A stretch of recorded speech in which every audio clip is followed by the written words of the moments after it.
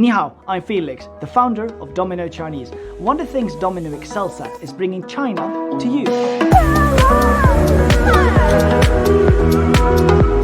We also make sure we're teaching you real-life Chinese from real-life situations and environments from this fascinating country. 安全。注意，注意 is pay attention to。保安那个。保安。保养明。啊，说普通话吗？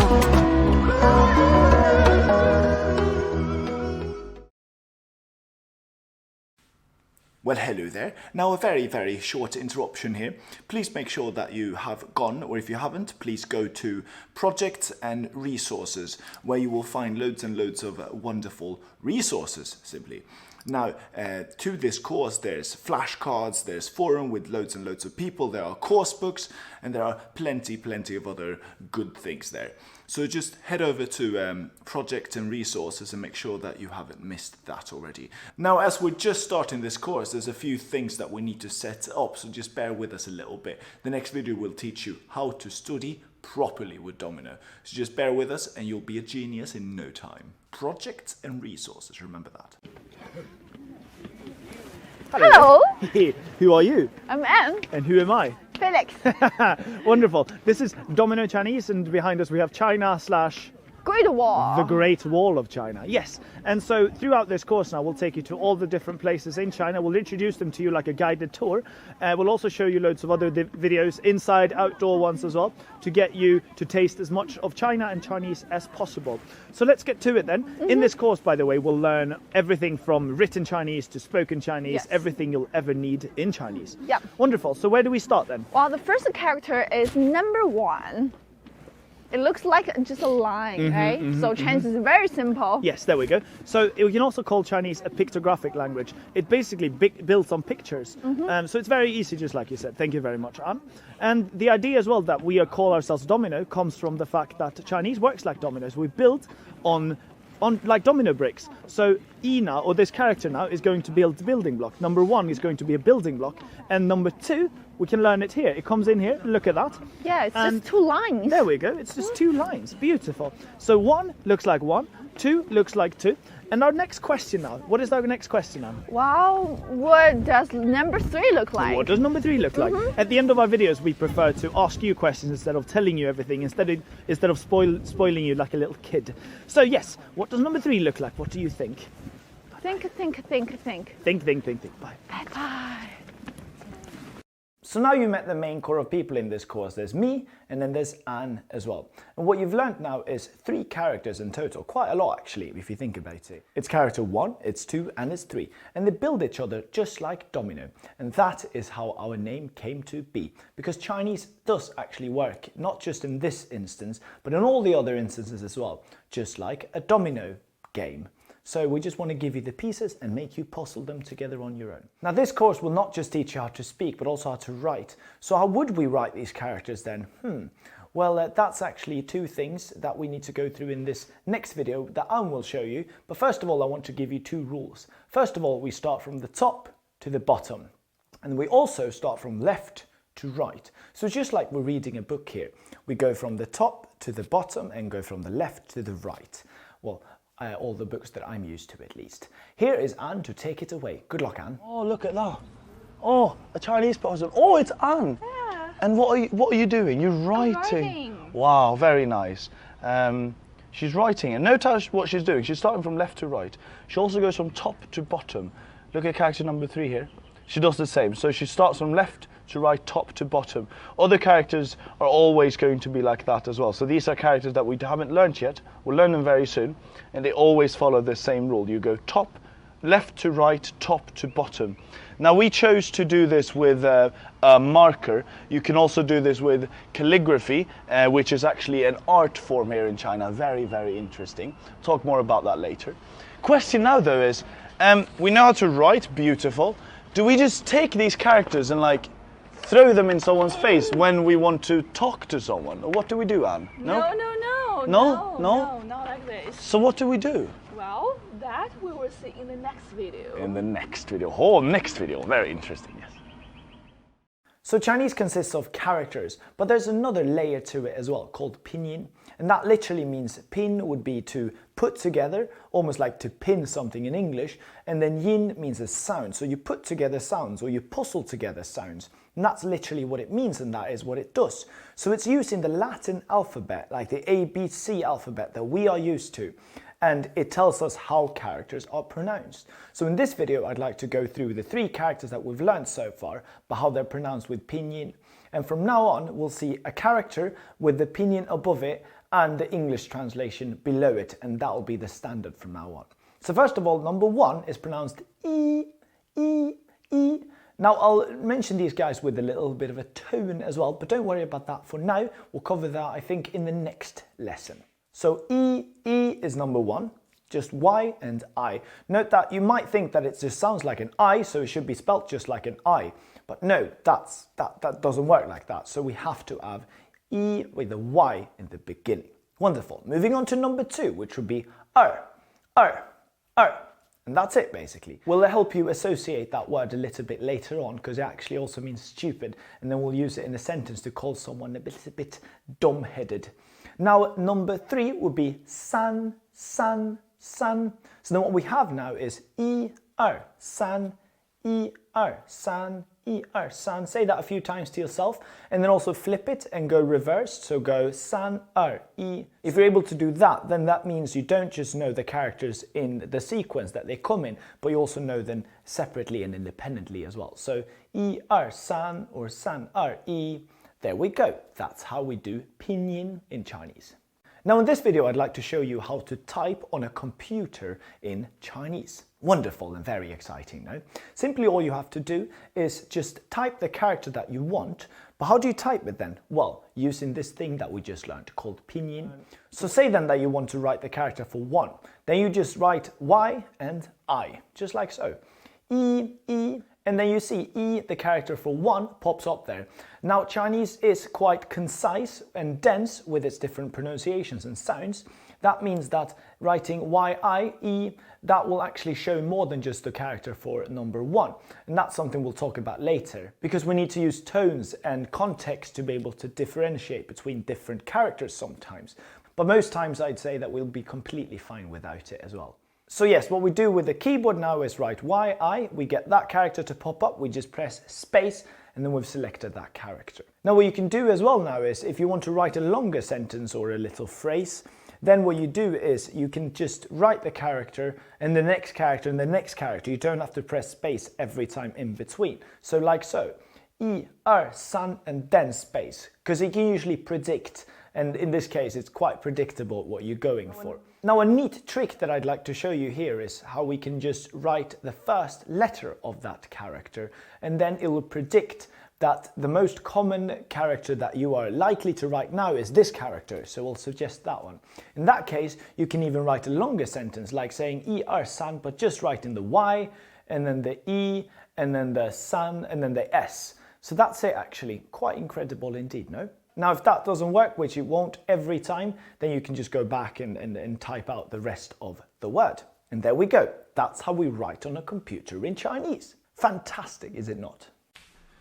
Hello guys, now there's a bit of an age gap you might notice between the earlier videos and this guy standing right in front of you now. That is because the whole course was such an endeavour that it actually took me more than 5 years to finish from level 1 to 20. So yes, there's a bit of an age gap there as well, and you might notice it. But don't think there's anything wrong with that, it's just how things turned out. Now I'll leave you back to studying Chinese. Bye bye. This is me studio, by the way, and this is me. So I'm really proud of this course because we've been able to do something that I needed when I studied Chinese in the beginning. A lot of Chinese slang, and they're all up to date as well. Chinese slang now will mainly be based on English and numbers, and we'll do exactly that right now. So here's your first word. Already at this point you can learn some slang. In Chinese conversations, at the end of them especially, you will see this little thing. What is that? A 3 and then a Q. So a 3, we know how that is pronounced in Chinese. It's pronounced san, san, san, okay? And what's funny about Chinese now is that they don't have a pronunciation TH, like a lisp, like thank you, thank you, thank you. Instead, they would have san, because that would be the closest way to pronounce thank you. So instead of saying thang, they say sang, sang, sang. And how do we say Q then? You then? Well, we just add a little Q, just the letter Q, as we can see right here. So sang and then Q. And that is actually the Chinese, mind you, slang way, the internet's way of saying thank you.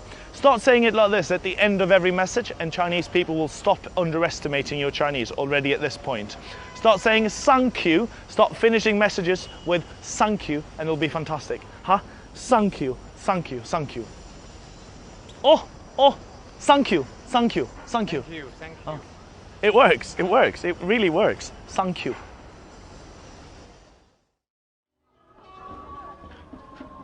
A lot of fun already in this course. We've learned the internet's way of saying thank you, which is thank you. But now we want to teach you the proper way to say thank you, so the elder people in China can understand as well, and simply the proper way, like I just said as well. This character is pronounced 谢谢. 谢谢, and that's how we say it simply. We pronounce 谢 twice and therefore we get 谢谢. Chinese likes to repeat itself, you notice it later on as well. What's interesting here is that I want you to only focus on the pinyin here. The character is a bit complicated, but the pinyin is super important because the word is super important. So focus on the pinyin. In the vocab list you will also see that it has a star next to it. This means that you don't have to study the character. We'll care about the character later on. For now, all you have to do is focus on the sound 谢谢, and it means thank you. 谢谢,谢谢. Have a drink, please. 谢谢, 谢谢. 不用谢，不用谢。好，谢谢，谢谢，谢谢，谢谢。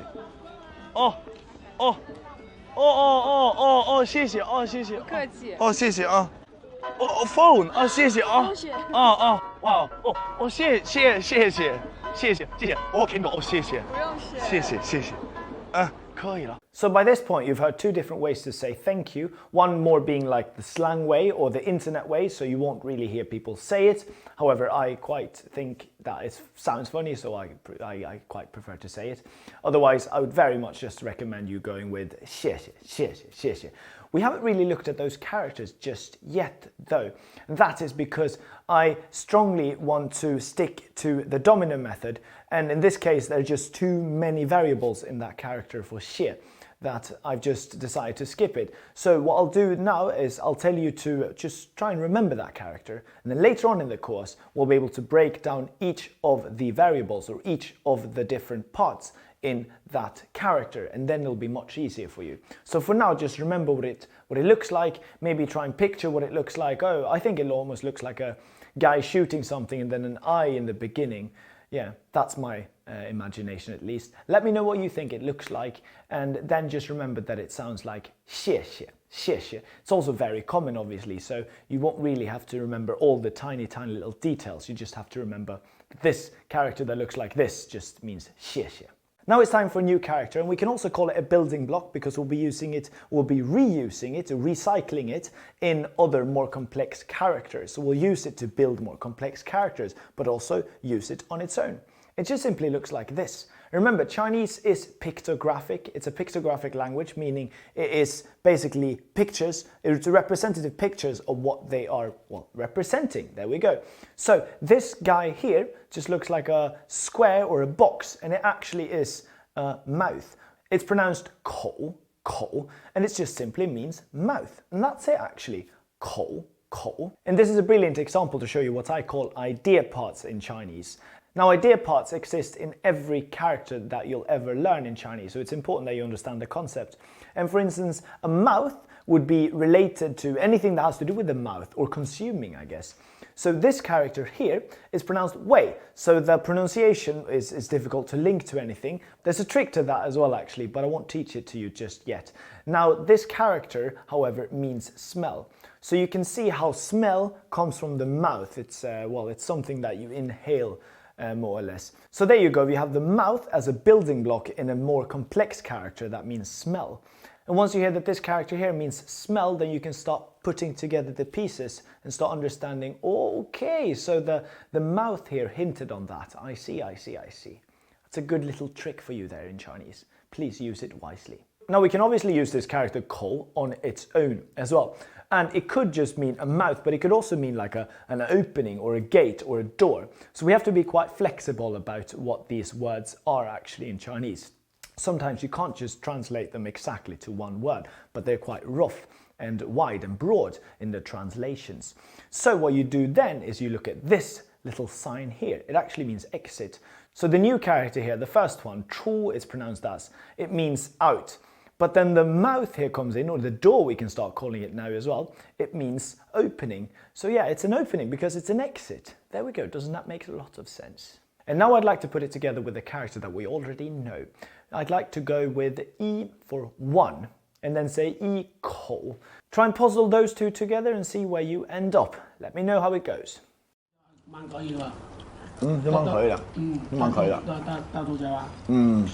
This is what happens when you describe yourself as a Swedish person. They will say, oh, Sweden, Ibrahimovic. Oh yeah, you play football. Look at this. Here I am, sitting at my local little place. We eat food. What's really nice here is that we eat it together from one plate. So it's really like a family feeling. They all like it and we're all very happy. What I want to show you here though is if we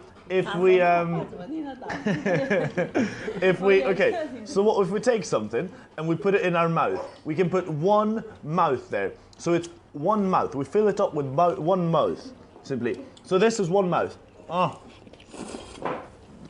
That is one mouth. Iko. It also means a mouth full. So that makes a lot of sense, doesn't it? Iko. 这个一口是吧？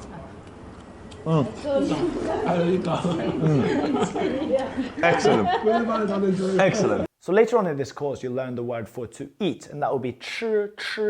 And then many times you'll hear Chinese moms, especially then, saying to their little kid, going 吃一口, just eat a mouth, just eat one, so it fills up your mouth, and then you're good, and then you don't have to eat anymore. 吃一口. Excellent. OK 啦。OK。不用怕了啊。 Hello there everyone, sorry for the little interruption. Now I have one quick message to you here. If you want to work on your pronunciation, there's a way for that. We're not really focusing on pronunciation in this course, and that's simply because we want to make your learning curve faster and not so boring either. Instead, if you notice that throughout the course, I want to work on this or this or this, then bear those in mind and then go and sign up for our pronunciation course. It's a different course. If you're on the Domino Chinese platform, then just search for the Chinese pronunciation course. If you're on another e-learning platform like Udemy or Skillshare or another one, then you can just search for Chinese pronunciation and it'll pop up right there, probably as the first option. Or you can go to my profile and select it as well. Wonderful. That's all I had to say, and that's why we're not focusing too much on the pronunciation in this course, and I hope you're okay with that. We've got you covered though, so don't worry. Now let's get back to actual study. Good luck. Let's learn a new character now. It looks something like this. And you might want to just sort of decipher it and say, oh, that looks like a mouth, and then the line through it, so that is one plus mouth. And that's quite funny actually, because we just worked with a mouthful, iko. However, you don't have to overthink it every time. This is actually a character that we'll study on its own, and we'll use this one as its own little building block in other more complex characters. It just simply looks like a window, doesn't it? And it actually means day. But remember, Chinese characters can be very flexible indeed. So it doesn't only mean day, it can also mean sun. I imagine a window, and you look through the window, you get the day, you get the sun, you get all of it outside the window, and it's pretty. Now you pronounce this character as 日. It's a bit weird. It's the first, I think, yeah, it is the first character with an R, or at least starting with an R.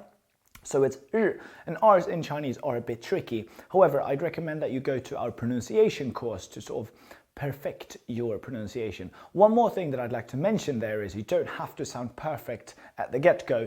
Perfection is something you get to slowly. So the more Chinese you speak, the better it will sound as well. Now this character means 日, or it doesn't mean 日, it sounds like 日, and it means day, or it means a sun. We'll use it every time we talk about the days of the week as well. I'd also like to show you how to write this character, and that would just simply be like this. Well, please enjoy, because I'm too lazy to do it myself. So here we go. So you see top to to bottom and then left to right. We pretty much follow this principle all the way through until we have to add more rules to the Chinese language. Nana. So here we have sun, Sun, or it means what? it's day. Yes, so here probably one. One day, 一日. Yes, and here we have 一日 again, so it's one day. And here we have what? 二日, 二 means Wonderful. two, so 2 days. And here's the trip, so 游, Yeah. 一日游. It's a 1 day trip. Yes, it's a one-day trip, and it's a 2 trip. 2-day trip. The guy just walked by. Oh my god. And that's it for lesson 1. Very happy that you came here and studied this with us. Soon on to lesson 2. First off, what have we done then? Well, we've learned a little bit of grammar. We've started building a few sentences and a few phrases. By only learning this much Chinese, because our foundation is so important, especially in Chinese, we'll be able to start building sentences very, very quickly now as well.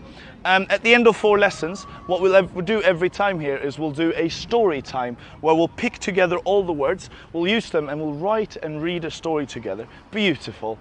And at the end of every level now, every level has about 16 or 20 lessons in it. At the end of every level, we'll do a big master test and you get a certificate after that. And then we have a lot of levels. Our levels will take you, if you go with us all the way, to academic Chinese. So everything that you do now in English, you can also do it in Chinese in a bit. And that is it for us now for lesson 1. And we just want to say thank you very much. Thank you. 谢谢啊,谢谢啊. And we'll see you in Lesson 2! lesson 2, not for 2. Well done, you've made it this far. Now you just have one tiny little tricky thing left to do, and that is answering this lesson quiz that is coming right up for you. If you're on the website, that means. If you're not, don't worry, then we'll have quizzes for you either way. Now please pass that lesson quiz and make me proud, and I'll see you in lesson 2. See you in the next lesson. 再见. Oh, well, hello there. So this is a new sum up version that we're trying out. If you've been with us Domino for a while, then you will have noticed that. Otherwise, you're welcome to this and you won't notice any difference because this is the first one. Okay, so we're going to go through the videos like this. We're going to sum up all the lessons like this instead. Simply looking at the character, then turning that around, and then I can actually activate the sound as well. And we can have a little listen. Hold on. There we go. Thank you. We flip it, it goes 1 or ones. Okay, and then I'll mute the sound for most of this because we don't actually need to practice the pronunciation. We just want to see the whole picture and being able to link it together. Okay, so 1 is the first one. Then that builds up to 2, and that makes a lot of sense. 3, san, like this. Sorry, it should say, yeah, that's it actually. Okay, and then we have 谢谢. This is thank you. I didn't want you to actually learn the 2 characters because they're very complicated. We'll learn them later on in the course. However, you need to just recognize them for now. It's 谢谢, 谢谢. Okay, and this one is a mouth. It looks like a mouth, doesn't it? So it's mouth and it's pronounced ko. Also, you can ignore most of these. These are, some of them are auto-generated translations. We've gone through them and made sure they're fine. But it just means that if you want to be official, this is also how we can refer to it as. However, the only thing you need to pay attention to is the thing that is not in brackets there. Okay, moving on. And now we have the first character, 2-character compound, or 2-character word simply. It's a vague term, what we call words in Chinese, but I'm simply going to go with anything that is 2 characters or more than that is a word. So 一口 would mean a mouthful or a bite. Yeah, that's it. Now you can ignore some of these. These ones just came with the translations. It is correct, but that's not what I've taught you. This is simply what I've taught you. Wonderful. Then we have 日. Hopefully this won't give us a slang. There's a slang course coming up later on, and that will teach you that 日, which means sun or day, means something completely different as well. So it means sun. It looks like a window, I think. And we move on, and that is the beginning of lesson 2. So we're actually done here. I hope you enjoyed that a lot, and I hope to see you in the next lesson. Bye-bye for now. Hello guys, so lesson 2 now. First I just want to give you a heads up of what we are about to study. So we're about to put together characters. I'm also going to give you a few tips of how we can easier understand characters, because there's a lot of patterns and small little hints inside of them. And then we're going to start building a lot more words as well, where we combine two characters together. Wonderful. Hello everyone, 大家好 and welcome to lesson 2. Very excited to have you back. Let's get started. By the way, before we get started, what we'll do in this lesson is, we'll keep on building from where we last left off, and that means learning more characters and more words. Also building from those characters that we previously learned, so we'll use those sort of building blocks and learn more things. We'll also go through a few tips and tricks so that you can easier learn things and retain things in the Chinese language. Fantastic. Now, if you go to our study resource page, there's an entire section devoted to extra material or supplementary material. In this section here, I've put sort of building blocks. Building blocks means then things that we use or reuse in other more complex characters. I've made my own little list there that I find very, very useful, and I'm sure you'll find it so as well.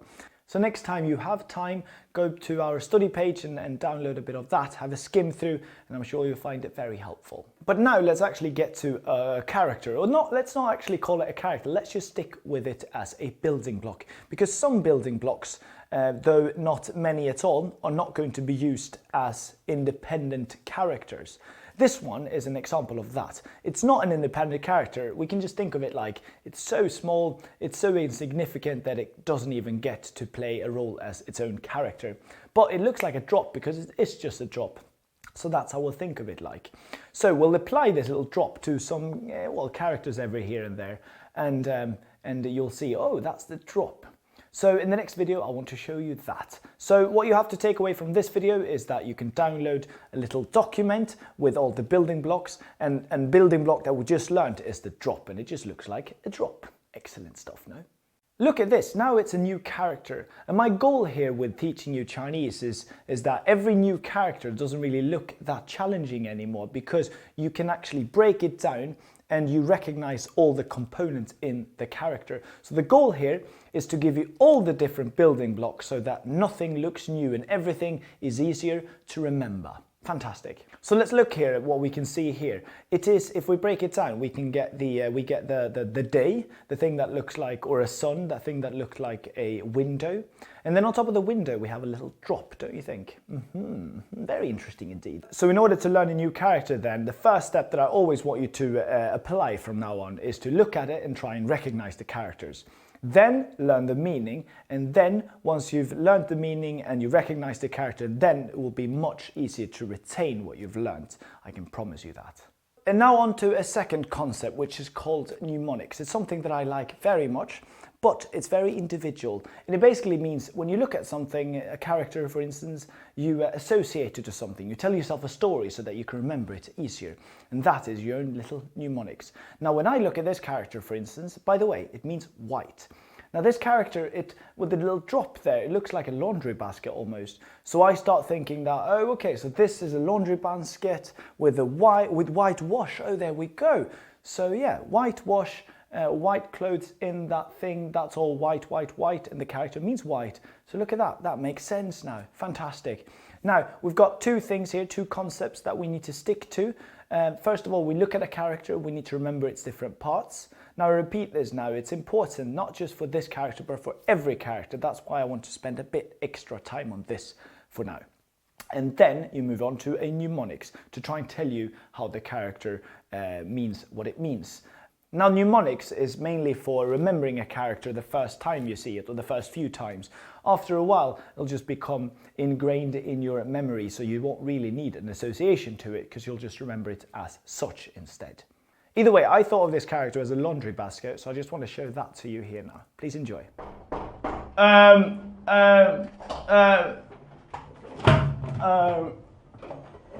Ni hao. She's chilling on the toilet.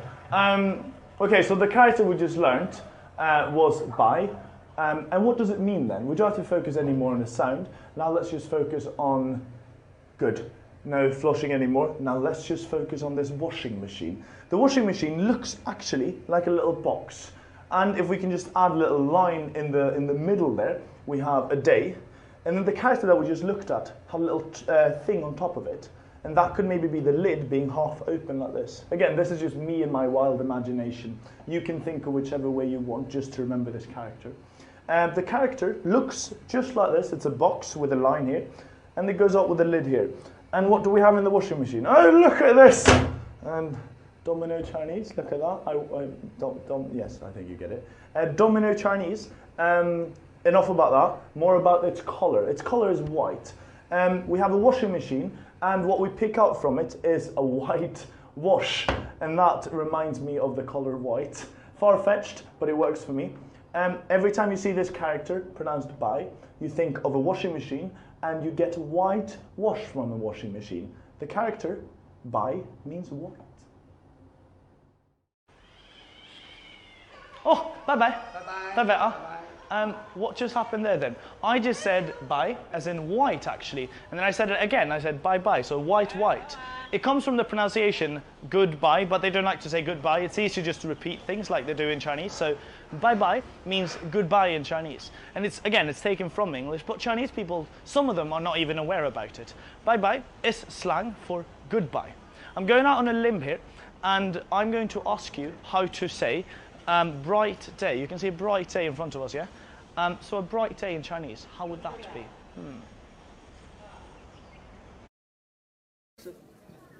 Hello. Hello. Hello. Bye bye bye bye. Bye bye. Bye bye. Okay, so the word now is it's a bright day outside. We have a word for bright, but we chose to instead use the word for white. Because the day is, if you look at the sky, it is actually quite white outside today. So to say during the daytime, we simply say bai as in white and ri as in day. So daytime, during the daytime, when it's bright outside still, we say bai ri. And so you can use this one a lot. For instance, oh, I can't come out during the evenings. I can only see you during the daytime. So we say the daytime in English as well. Bai ri basically means daytime or during the day. As soon as the sun goes down, it is not daytime anymore, and then we use another word. But until that time, until that hour, we still say bai ri. Bai ri is a very useful expression. Bai ri, very easy to understand as well. So in the previous lesson, I hinted that there are different idea parts which will help us understand what a character means. But there are actually also sound parts, okay? So these are two new concepts that I want to go through in this next video. So what I'll do now is I'll show you a character and I will ask you to guess the sound for that character based on, mind you, things that you can find inside this character, like building blocks that you can recognize from before. Take their pronunciation, apply it to this other more complex character that it is a part of, and see if that works out well. Good luck with that. Enjoy. So, you remember we usually talk about little clues that we can find in different characters. I want you then to look at this character here, right here.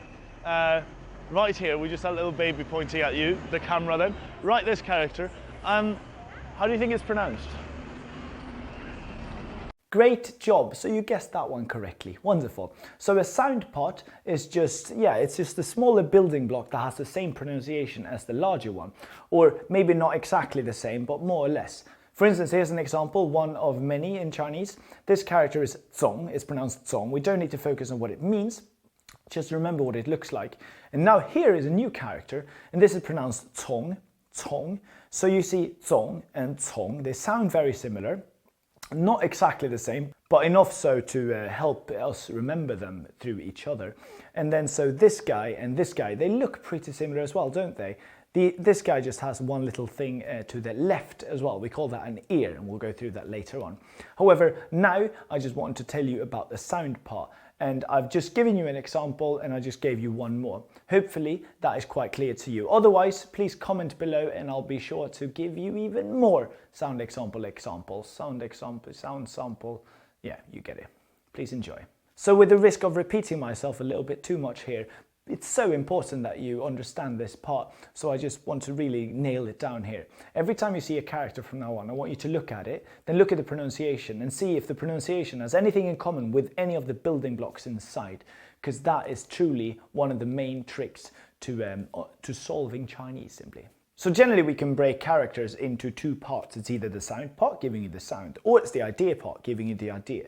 Now I'd like to show you this character here as well. It means a person. There we go. And so person, and this character here is 3 persons, so 3 people. Now this actually means a crowd. Doesn't that make a lot of sense? So once you've learnt this character here is not very difficult at all to understand, is it not?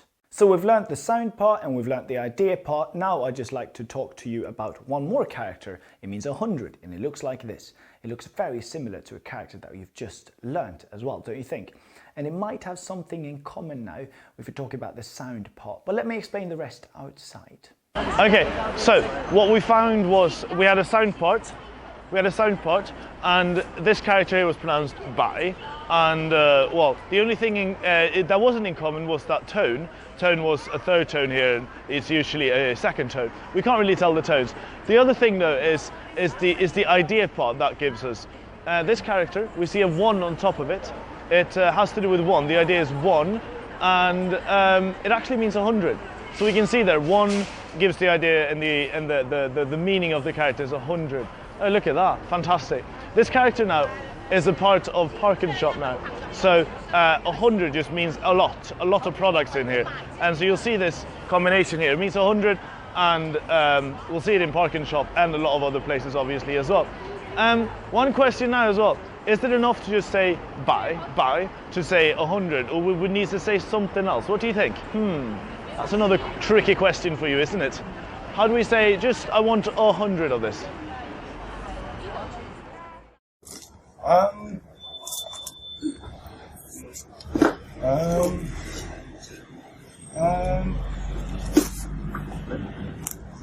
你好，这3个要多少钱？100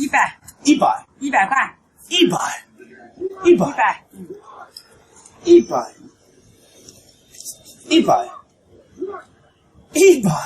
这么多Yes, so how would we say 100 then? Well, just like I said it now. 1, I, and then bai. 100 would be I bai. And then we can say 200 would be ar bai. And then sam bai for 300. Fantastic, no? So now we actually know how to count from 1 to 3 and then from 100 to 300. Let me do that once for you here. So we have I, ar, san, and then we have I bai, ar bai, san bai. Fantastic, no? So here's another very good example of an idea part. Now you see these 2 characters here. Well, it's 1 character written twice actually. This, I'll just tell you off the bat, it means haha, haha. It's just the characters that they write to say haha, I am laughing. It literally spells haha with opinion. And if we focus on the left part, it's actually something that we recognize. It's the mouth. We can imagine here how the mouth comes to be involved when we talk about laughing. So yeah, that is quite a clear-cut, straightforward idea part that we can see in this one. Now remember, this character mouth, the ko it's pronounced as, it's going to be used whenever we talk about food, whenever we drink something, but also now laugh at something. Wonderful. So just stick with that one and don't forget it, because you'll do yourself a disservice if you do so. Okay, I will tickle you and you will say haha. Are you ready? Okay. 1, 2, 3. Tickle. 你拍痒吗? This video is going to be a bit longer than usual. It's because it's more important than usual. What we'll do is we'll ask ourselves, how do Chinese people differentiate between different words if they're all, or different characters if every character sounds the same? So the word buy and buy, if I just write them like this, there's no way for you to tell unless you can see the characters. But then what my question is if we're talking to each other, you can't see these ones anymore. So you don't know which one means white and which one means 100. So I'll ask ourselves, how do we differentiate between different tones in speech? How do we differentiate between different characters in speech? The first one, which is super important, is simply that we do it contextually. If I say I have 100 white bicycles, then we hear the buy and we hear the buy twice in that sentence, but it can't be twisted around, and contextually we can simply understand that it's not supposed to be I have white bicycle 100 or something like that. So contextually we can understand this a lot. So from context, simply, that's one answer. The next answer is tones. This is something you might have heard of before. I don't know why it changed fonts there. Oh, mysterious. What we do then is we know where to put the tone. We'll do like this, and then we'll put the tone right in this little space here. Tone space, tone space, tone space right here. Wonderful. And we need to know how many tones there are. There are 4 tones. Some argue that there are 5, but the last one is neutral, just like any word in English. Actually, English has tones as well. If you think of it, every time we put up a question, every time we ask a question, we put up our tone a little bit. So we say, how are you? We don't say, how are you? And that would be a 4th tone. And now I just told you the 4th tone. Let's start with the first one instead. Okay, this one is simply a ah. Think of a bee or a mosquito even coming into your room. So he sounds like zzz, and he's always keeping the same tone. It could be this tone, or it could be this tone, or it could be this tone, but it's always going to be the same. It's not going to fluctuate, so to speak. Okay, and this is the first tone. We call it the flat tone. We can call it, and what I want to do now is just draw a little mosquito here to remind ourselves of what it sounds like. So what we'll do here is we'll write a word. We can write the word canoodle just because it's fun. Canoodle, canoodle, and then we'll pronounce the whole word canoodle. We'll just put it canoodle like this, and this is as flat as I could get it. We'll pronounce the whole word canoodle with a first tone. Canoodle, canoodle, or it can be canoodle, or it can be canoodle. But I'm not changing the tone. I'm not going up or down and up or up and down. And that's what we're going to do with the other tones. Okay, the second tone is this tone. It's the rising tone.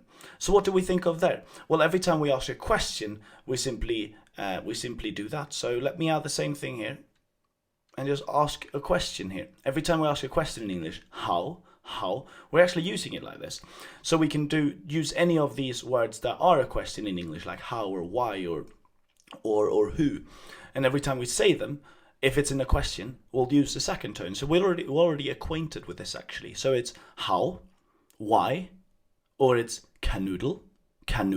So let's do that then. There's very, very tiny bit of space here, but you can do it through it. Canoodle.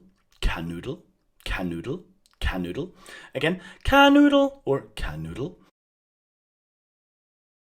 And then the next one is the third tone, and this goes down a little bit and then up. I call it the roller coaster because it goes down a little bit because it doesn't start too high. Because if we start very high, it would be it would take a day to pronounce the whole tone. So instead, it starts here, goes down a little bit, and then top. So canoodle. Note how it goes. It goes louder, but it's louder actually because I start in the top and I go dun, like that. So what we say is we go ca, and then we build up slowly. Canoodle. There we go. Canoodle. And I'm spoiled there because I can actually, it's quite easy because in Chinese, it was quite easy now because I just pronounced the ka like this and then I went up here. But in Chinese, you'll just have one little, for instance, like this.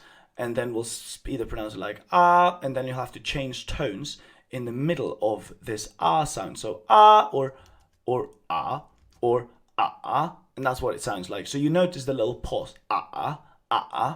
There we go. So let's call this the roller coaster. Let me write that down instead because it'll be much more pretty like this.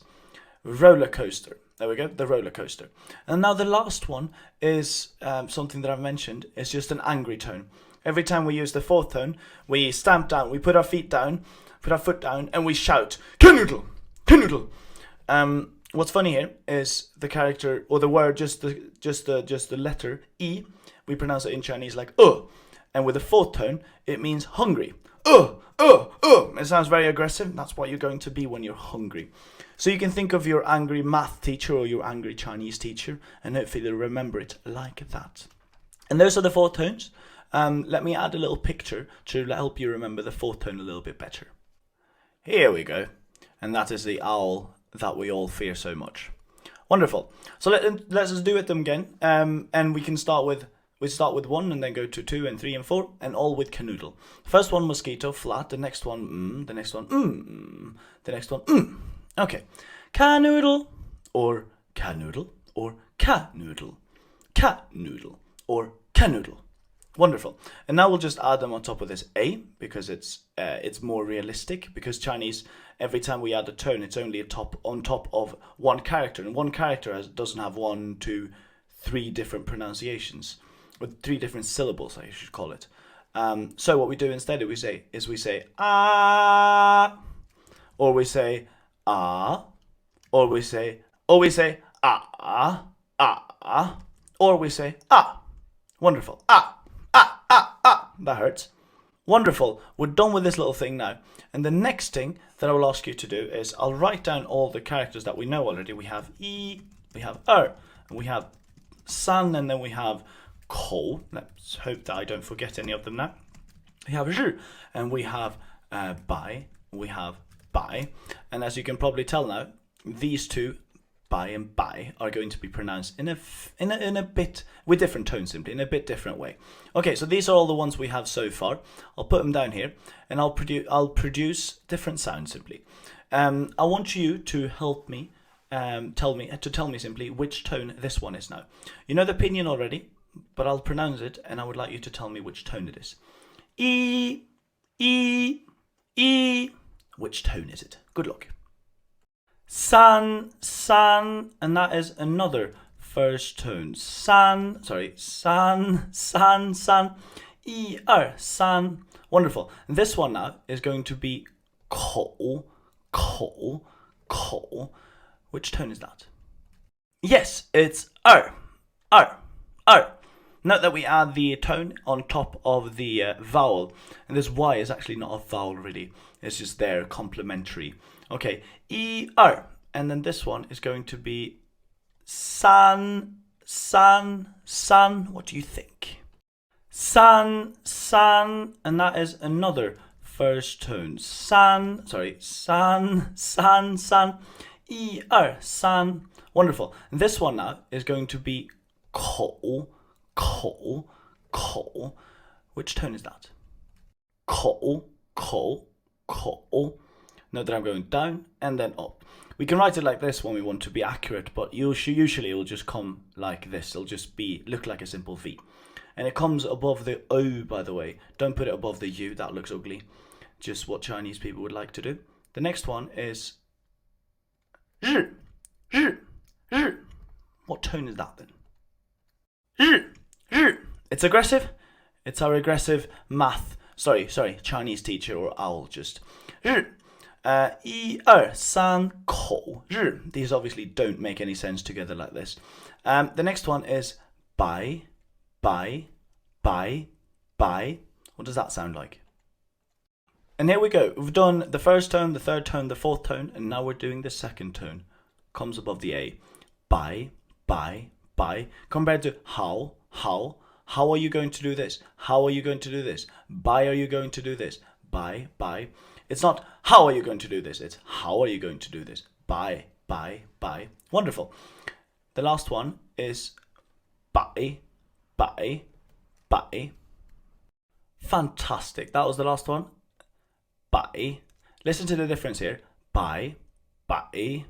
So it has the same ending, but it starts more aggressively going down, and then sort of like a stop. Bai. The quicker you say it, obviously, the less tangible it is. Okay. 1, 2, 3, 口, bai and bai. Or just canoodle, or canoodle. Fantastic. Now you've been introduced to all the different tones, the 4 of them, and now I want to tell you how important they are. They're very important, and now I need to tell you how much you need to study them. Don't really study them.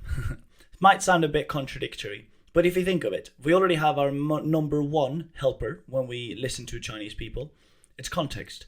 We can definitely tell that it's 100 bikes and not white bikes. Not white bikes, it's 100 bikes and they might be white later on. So that is the context. And then the second thing that will tell apart is tones, simply. So how about when you speak then? Well, when you speak, I want you to not think about the tones, because if you think of the tones, and this drags people down a lot, and they start thinking about the tones, and they want to make it fantastic and accurate and perfect, simply. And no one's perfect. I'm far away from perfect, and I don't want you to be perfect either.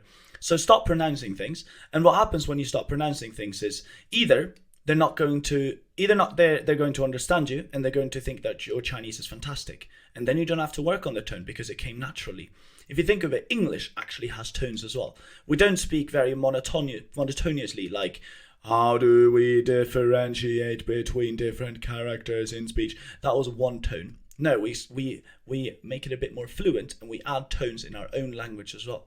So if I pronounce the word different, like different, or different, or different, then we know that one of them is correct simply by having heard it enough times.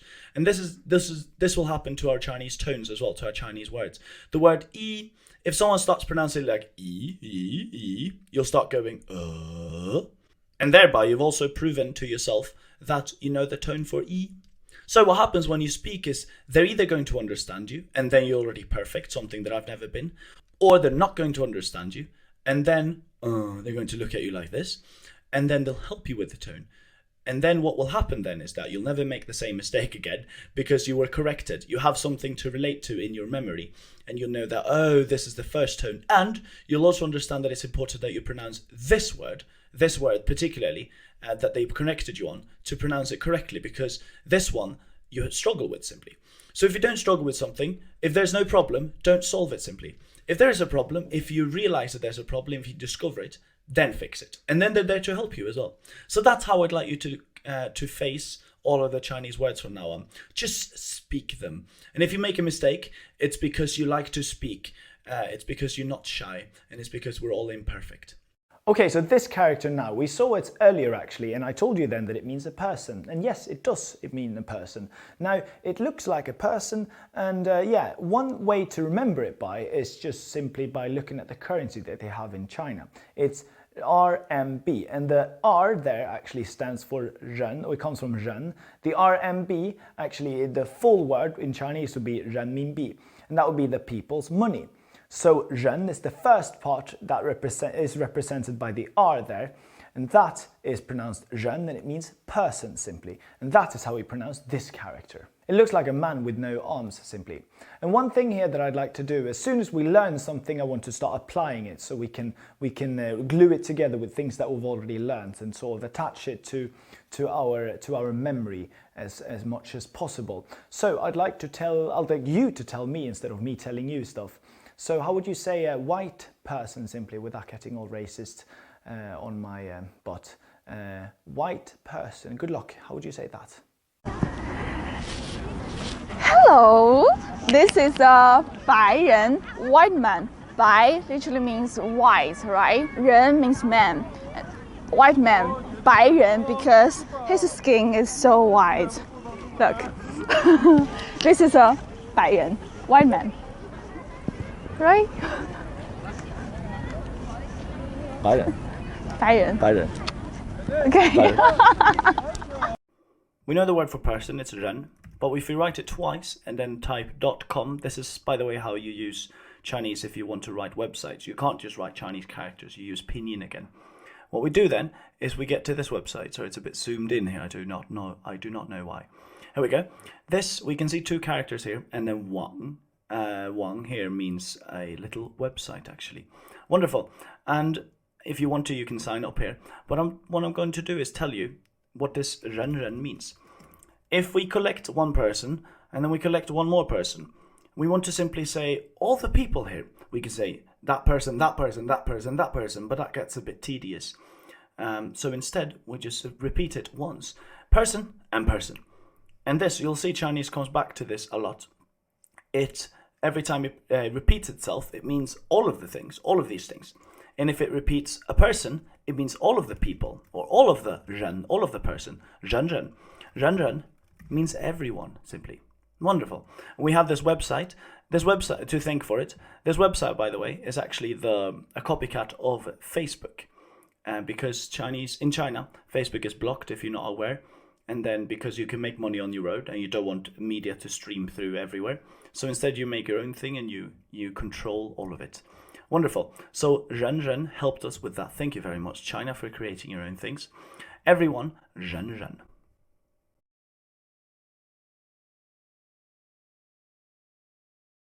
Now we've already learned enough characters to learn another word, and the purpose here with learning these words, even though they might not be the most common ones, but they still serve a purpose of, well, two purposes. Obviously they're words, so it's good to use, it's good to learn it so we can use it, but then they also help re-establish the characters that we are using inside of that word.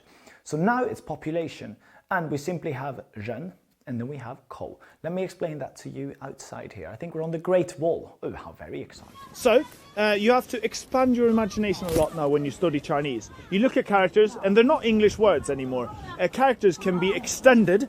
Thank you, Anne, for the gestures. Can be extended and can mean more than just one thing, which they would usually do in English.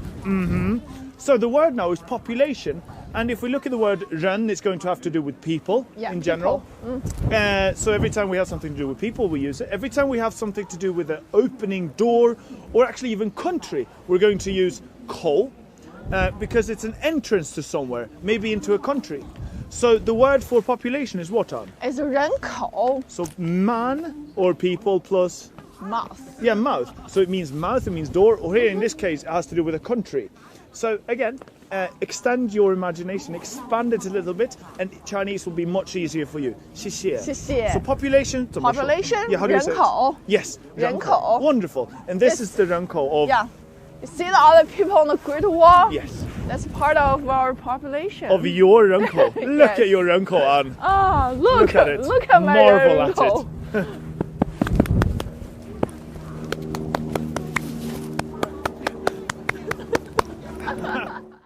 Well done, well done. You've actually finished this lesson as well. You're truly remarkable. Now, don't forget to, once you finish a lesson, if you're on our platform and have the opportunity to, please do our lesson quiz as well. It'll just make sure that you are actually retaining everything that you've learned as well, and don't just learn it and then throw it away, because that equals, well, that equates to a waste of a little bit of time. Now, what we'll do as well is we'll do lesson sum-ups. So I'll sum up now all the entire lesson. I did that after lesson 1 as well. So make sure you listen to that one as well, because it truly helps cement what you've learned here. That's it. Thank you very much for watching. 谢谢大家收看. I'll see you in the next video. 下个视频见. All right, guys. This is the beginning of lesson 2, and it looks like this. No, it looks like this. So let me cancel out the sound there. It's a drop. So simply, or dot, it translated to here. Dot or, yeah, dot. Or a drop. Okay, and then why did we learn that? Well, because we can add it onto in the bottom part. It's important that we start recognizing the parts now, because we reuse them. We recycle them a lot in Chinese, more so than in any other language. It's beautiful, and it's easy. Okay, and that is going to give us white. Yeah, that's it. And then we can actually use, and that's pronounced by the way, by. And that one will give us a bye-bye for this one. Bye-bye. In vain, well, this is actually, yeah, slang for goodbye. Later on, it's going to mean for nothing or something in vain as well. Okay, here we have 百日, and that is, what is that then? That is white plus a day. So white day. Yeah, white day. Wonderful. And here we have 百, and now we have the same bottom part. So again, recycling a character we just learned, the latest character that we learned. However, we're adding a little line there on the top. And that now, it doesn't mean white anymore, it means 100. 100. Okay, so then we get 100. And this is then the way to say 100, because you can't just say 100, you need to say 100, like 100 or 200, etc., etc. Okay, so that is 100. 200, 200. Then we get 300 as well. So we can count to 1, 2, 3. We can also count from 100 to 300. Okay, then we have haha, and this is interesting because now it gives us the idea part. The idea part is a part of the character that hints what the meaning is. So in this case, the idea is a mouth, and you'll learn later on, you'll get used to this one, and you'll see this one a lot, because mouth is obviously, well, I can't say obviously in this case because it's very new to you, but it's involved every time you use a mouth. The idea here is that you shout, you're laughing. So yeah, you're using it there. Every time you call someone or you shout or you cry, or not actually not crying, well yeah, not crying necessarily, but at least shouting and calling someone something, and whispering and all of those things, talking as well, all of those characters, later on we're going to learn them, but you're going to see that most of them have a little mouth on the left. Okay, and that is pronounced haha, and onomatopoeia for laughing. I hate that word. Okay, ren. This one looks like a person. It sounds like a person. Or ren, just like that. And then we have bai ren, which is a white person, like one of me. And then we have ren ren. And this is interesting. We take one character, we take it again, and that all of a sudden gives us everyone. Very useful. Okay, and then we have ren kou, and that is person and then going into a place. So an exit or an entrance, because kou, meaning mouth, can also mean entrance or exit. So in this case, it's a population, because we go into a place, and then the people going into that place they constitute the population of that place. Population. Wonderful. And we can actually stop there. You've been wonderful.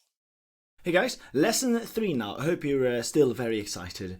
Hopefully you can get even more excited throughout this course, because we're building on rapidly here.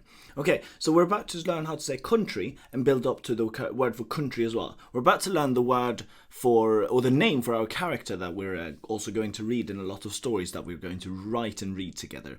And also we're going to learn how to say nationalities and also how to be something. So I am Chinese is what you're about to say at the end of the next lesson, but we're well on our way already now. Now we are going to learn the word a stick. Yes, the word stick here is just like a drop. It doesn't actually function on its own. It'll just appear every now and then, and it look like a line, like the line for one, but drawn vertically instead. So that just means stick. So now we just learnt the building block stick, and together with another building block, mouth or opening, we put those together and we actually get middle. So it looks like it goes through the middle of the mouth or the middle of the opening, and yes, it means middle. It's pronounced zhong, zhong, zhong, and it's particularly useful because China is in the middle of the world according to themselves. So they would call themselves the middle country. And middle country men would be Chinese people, literally speaking. So zhong, this character zhong, will be so useful. So let's learn ren zhong. This means filtrum. It might be a word that you've not heard before in English. It's not the most useful word, not the most necessary word, but what it does is that if you understand this word now, it means that you understand how Chinese works. And you can break both characters down, because what this word consists of is 2 very important characters. So let's look at it. Ren is a person, and in this case an, and then we have zhong is in the middle of her. So we have, it's not the body, it's actually the head that constitutes an as a person, and then it's not the nose, it's actually this point here, and it's a part of Chinese medicine and culture a lot. This has a lot of nerve endings there, so if you press there, many things will happen to your body basically. We'll go through that more in detail in another lesson, but basically this point is your what? 人中. Yes, is your ren zhong. It's called the filtrum. And what's important now is learn this word, but then you can also break it down. So ren is a very important word. Zhong is an even more important word. And so if you forget what ren zhong means, it's because you've forgotten one of these words, and that's not a good sign. So remember filtrum and tell it to all your friends, and you will know Chinese. Okay. Okay. Bye-bye. Bye-bye. Don't objectify me, please. She was supposed to say what? Don't objectify. Objectify me, but she never did, because she was just supposed to be quiet throughout this entire video. Don't objectify me. Okay, sorry. Now this character here, it uses characters that we already know, and we're very thankful for that. So now we just have to break it down and see what different parts there are in this character, and then I'll tell you what it means. What we see is we see the little stick, and then we see 1, 2, 3. So it's a stick plus number 3 simply, plus san. What it means is king, actually. Yeah, I don't really know how to equate 3 plus a stick to a king. So in this case, just look at it and remember it as a king. I think that's the easiest way to go. Now this character here, king, in Chinese is pronounced wang. And it doesn't just mean king, but it's also one of the most common Chinese surnames. It's actually, I think it's the second most common after Li. And so there are actually more than 100 million people just in China who are called Wang. And we've actually also made stories at the end of every 4 lessons. That is a chapter, and we call it Story Time with Wang. Now, you've definitely met someone called Wang. You might not have thought about it because their names might have been Wang instead. That is if they're from the south, say Hong Kong, or just Canton in general. If they're Cantonese simply, then it would be Wang. So Wang is the same name as Wang, and it's super common. Now, it's not just common in family names, but it's also common in Burger King. So I'd like Anne here to take it away a little bit and show you how we can see this character out on the streets in China. Please take it away, Anne. Burger King, 汉堡王 King Wang, King Wang, King Wang, King Wang, King Wang, King Wang, King Wang. Now, this is quite a common character, I'd say. We won't really use it on its own, but we will, however, use it a lot as a building block. So I'll just go ahead and tell you what it means. It's the king plus a little drop. It looks like he's protecting something, the king. It's a little drop. It's actually a jade stone. And jade stones are very, very precious, or not very precious, but very popular, at least in China. You can buy a lot of them here. People play around with them a lot here. They buy them, they sell them, they use them, they like them. So that would be a jade stone. We pronounce them as yu, yu. So that is Y and U, yu, yu, with a 4th tone, that is. Now, I'm not going to focus too much on the pronunciation for this character because the main reason why we're learning this is not so that we can learn how to say jade stone, but later on, the next character will use this one as a building block. So we'll keep on building from this jade character called yu, and we'll learn the next very, very useful character indeed. I'll see you in the next video. 下个视频见. Okay, so we'll continue building now. Let's draw a little gate around the jade here, around the king. We can think of it as well. The king, again, the king with the little drop here, maybe his sword, or we can just think of it like a jade stone, and then the gates around it, and this actually means country. Country, yeah, I guess that makes sense. So yeah, you're walking through a country, you've got the king defending his country through his gate there with his little sword. I think it looks like a pretty little picture of a country. Now this is pronounced guo, guo. And now that we've learned this character guo, country, we've definitely unleashed the Chinese beast because we can reapply this guo character to any country, well, virtually any country I'd say. It's truly very remarkably useful. So this character here means, well, it means beautiful. It looks like a little bug, or some of my students at least think it looks like a little bug crawling around with all its tentacles and all its feet there. So yeah, this is pronounced Mei, Mei. So just like the month after April comes May. So if you know someone who is called May, because they're born in May or just because that's their name, then you can think of them as a beautiful person because that's what it means in Chinese, Mei, Mei. So you can use this Mei as just an adjective to call something pretty or beautiful, but another thing you can do with it is put it together with a country. So Mei Guo, Mei Guo. It sounds quite similar to the country that it actually means in Chinese, but we can just start thinking about it as the beautiful country instead. Which country do you think that is? Whom to the Chinese would be beautiful? It's actually quite an unexpected answer. Yes, we have Mei being beautiful. Then we have a country, and that is Guo. So we have Mei Guo, Mei Guo. It sounds like America, but without the A. So Mei, America, America, Mei Guo, Mei Guo, Mei Guo. That is America simply. Now, I'd like to move on to the next character. Remember, you can use this Mei on its own as an adjective as well. But now, as we move on to the next character, it'll have to do with hero or being heroic. But we can't use it on its own, however. We'll talk about how to say hero later, much later on in the course. However, this character, just like Mei Guo, sounded more or less like America or America. This word now is going to be, well, it's going to sound quite similar to the English version of the name. So it would be Yingguo, Yingguo, Yingguo, Yingguo. Good luck with guessing which country you think that might be. Yes, Yingguo is actually England. But more correctly speaking, England would be England. I guess just as well as you're not supposed to know which city was the capital 200 years ago or anything else about Chinese geography, they are not really supposed to know about, well, British or the UK's geography either. So I guess we will give them a pass for this one. But either way, notice that Yingguo refers to the UK, but they'll just think of it like England. So my advice here to you would be just to learn enough Chinese so that you can explain the difference between the UK, Yingguo, and England or England to a Chinese person in Chinese. We're getting there soon enough, don't worry. Now let's trace back a little bit, because this actually answers a very important question that you might have asked yourself, or if you haven't, you will definitely at some point very soon. Now, how do you differentiate between, or where do you put the character simply? Which character goes first, which one goes last? And this is a very good example of that. So let's go with Wang as in king, and then put Guo at the end. So Wang Guo, Wang Guo. What would that be then? Well, that would be a king of, and then a country, because what happens here is the end of something is what defines what it is. Just like we said mei guo or yin guo.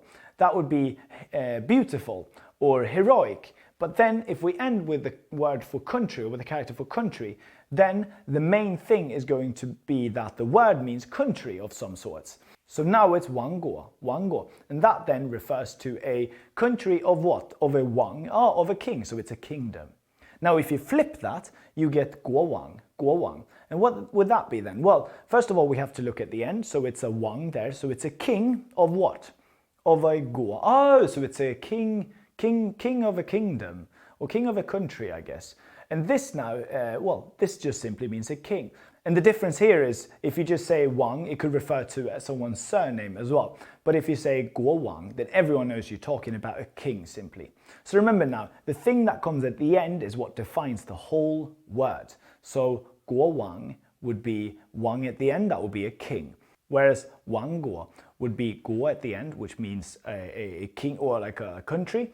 So that would be a kingdom. Ooh, very interesting indeed. Hopefully I managed to answer some of your already asked questions, or about to be asked questions with that video. Hey guys, so what we have is, we just learned how to say America, and then we learned to say England, so we have May. That's also going to be very used as an adjective in a bit actually. And also now, if you want to learn your own nationality, then go to the PDF and download that, and you'll be able to find it somewhere there as well. What's really funny now is, if you're in Europe, this is what we want to get to now. If we're in Europe, Europe is going to be in the middle if you look at a map. If you're in America, America is going to be in the middle if you look at a map. But if you're in China, if you're in Asia, China is going to be in the middle. So what if we don't want to give ourselves the best label, calling ourselves the beautiful country? Well, then what are we going to call ourselves? I would say call ourselves the middle country, because we're in charge of everyone else. So we already know how to say middle, we can see that right there, and then we see Guo right there. So let's call ourselves the middle country, and that in English would just be China. In Chinese though, it sounds like 中国, beautiful. And here, again, we have a sign. We'll see signs. If you're in China now, then you're very fortunate. You can see signs of this everywhere, everywhere, everywhere. So again, middle country, China, because it exists in the middle. Now in a bit you'll be able to see me here instructing some kids here. Now listen to what they'll be saying. They'll be saying 中国, 中国. And that then means China. So it's middle plus country, China. Wonderful. No? Does not make sense? No. I think so at least. Now, after that, you can add 人, which means person. So what you get then is China person, and it doesn't get more difficult than that. You just say China person for Chinese person. So 中国人, 中国人. Wonderful. Have a listen to these Chinese people as they say what they are, because they are 中国人. They are Chinese people.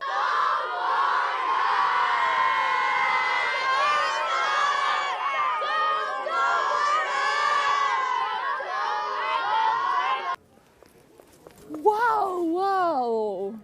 中国人，中国人，中国人，中国人，哦，中国人，中国人，中国人，中国人，中国人。傻。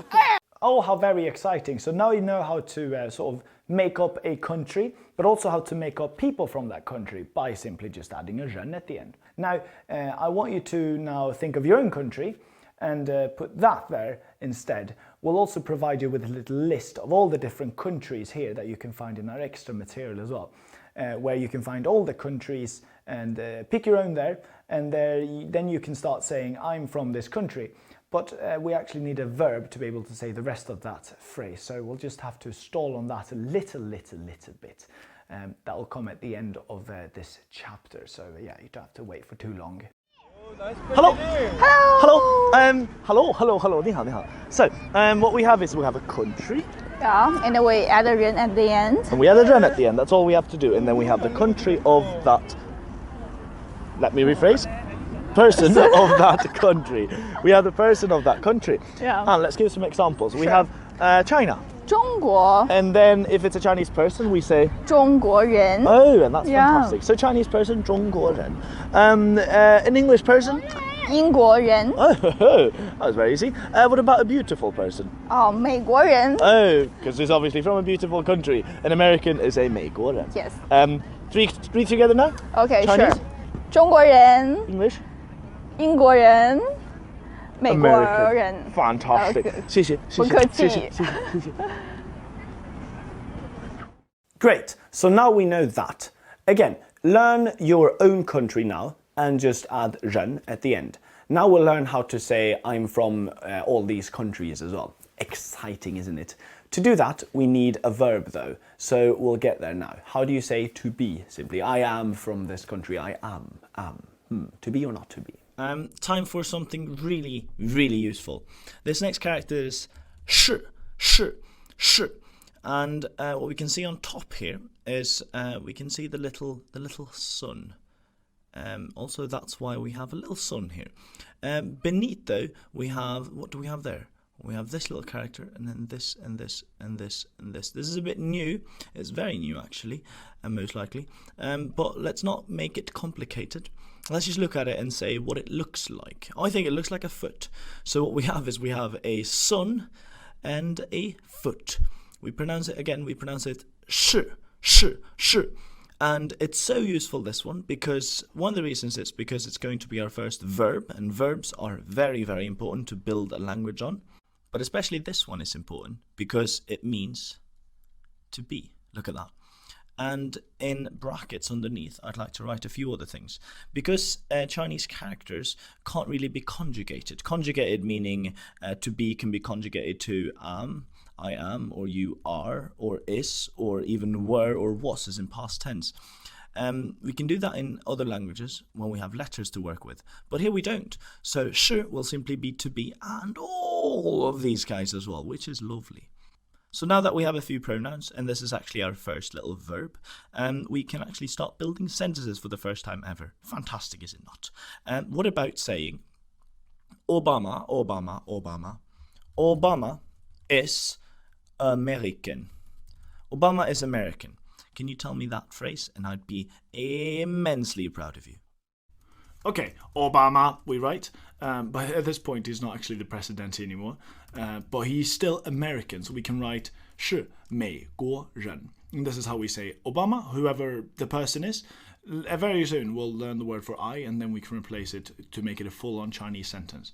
Anyways, what we have now is Obama, and then 是美国人. So America, and then 人, person.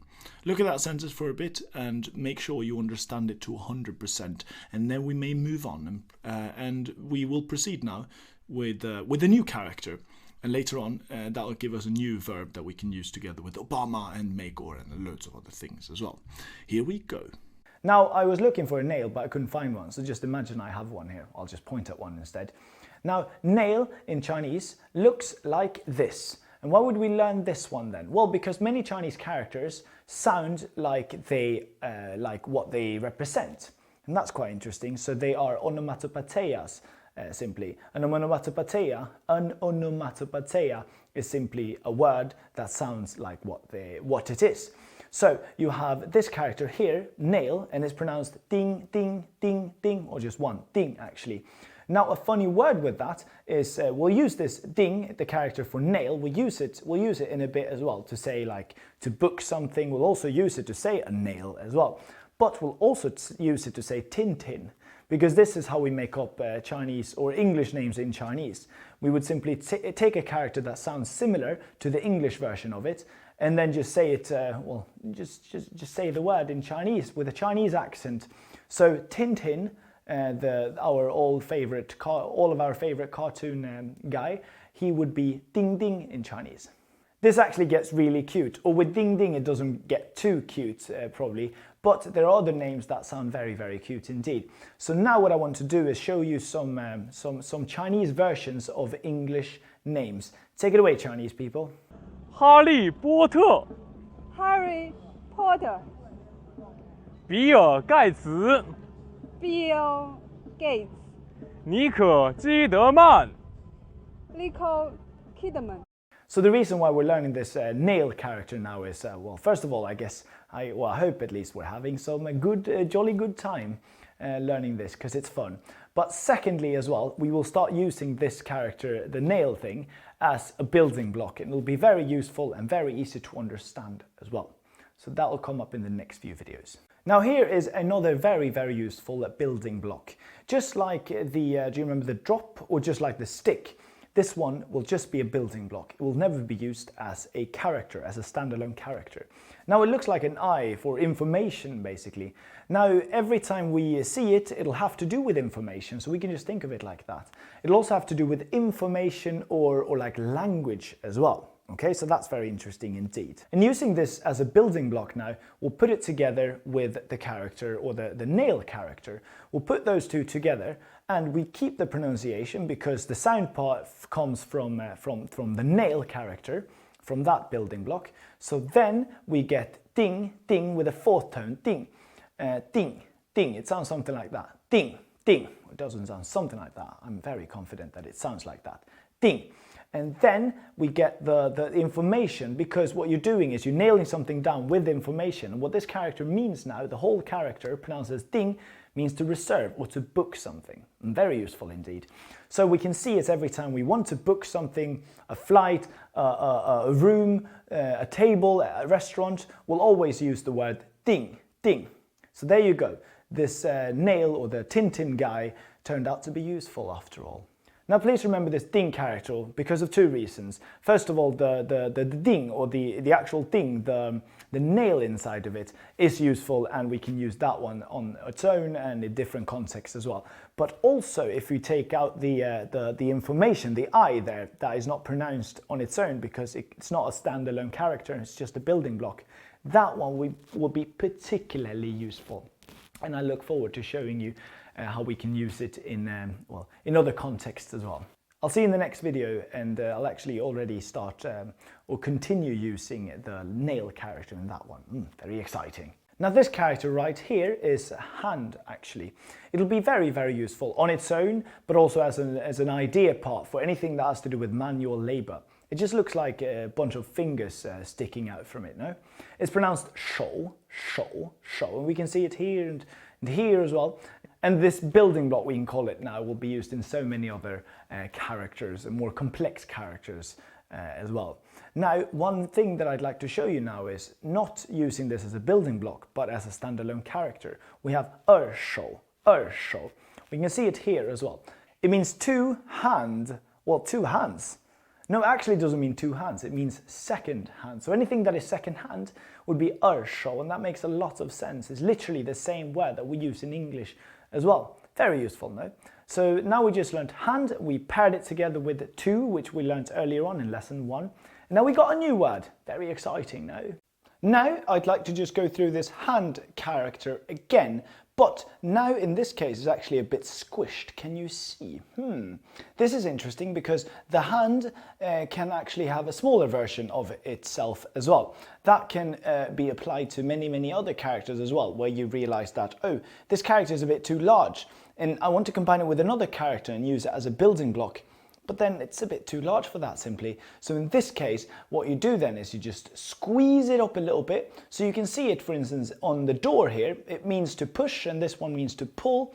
And then you can see the hand there in both cases. So the idea part comes from the hand there, that you simply pull it or you push it and you use your hand to do any of that labor. And that's pretty much all you need to remember in this video. So we either have shou, which is hand, and that's the standalone character as well. However, we have it as a smaller character, as a building block as well. It can't be used on its own though. You need to remember though. You need to note here as well.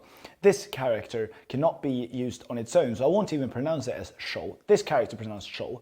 This is just a building block for it, but it means the same thing. And this squished hand will not only be used for this character just now, but it'll be used in many, many other characters later on as well, as a very useful building block, of course.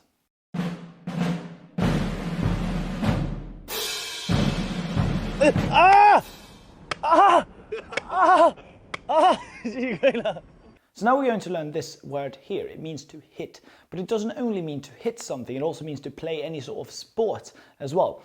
Okay, so this here is, what we have is we have the nail plus we have the hand. So you hit it with a nail. That makes a lot of sense, no? And it could either just mean that you hit something or that you play a sport as well. So it can mean both of these two different things.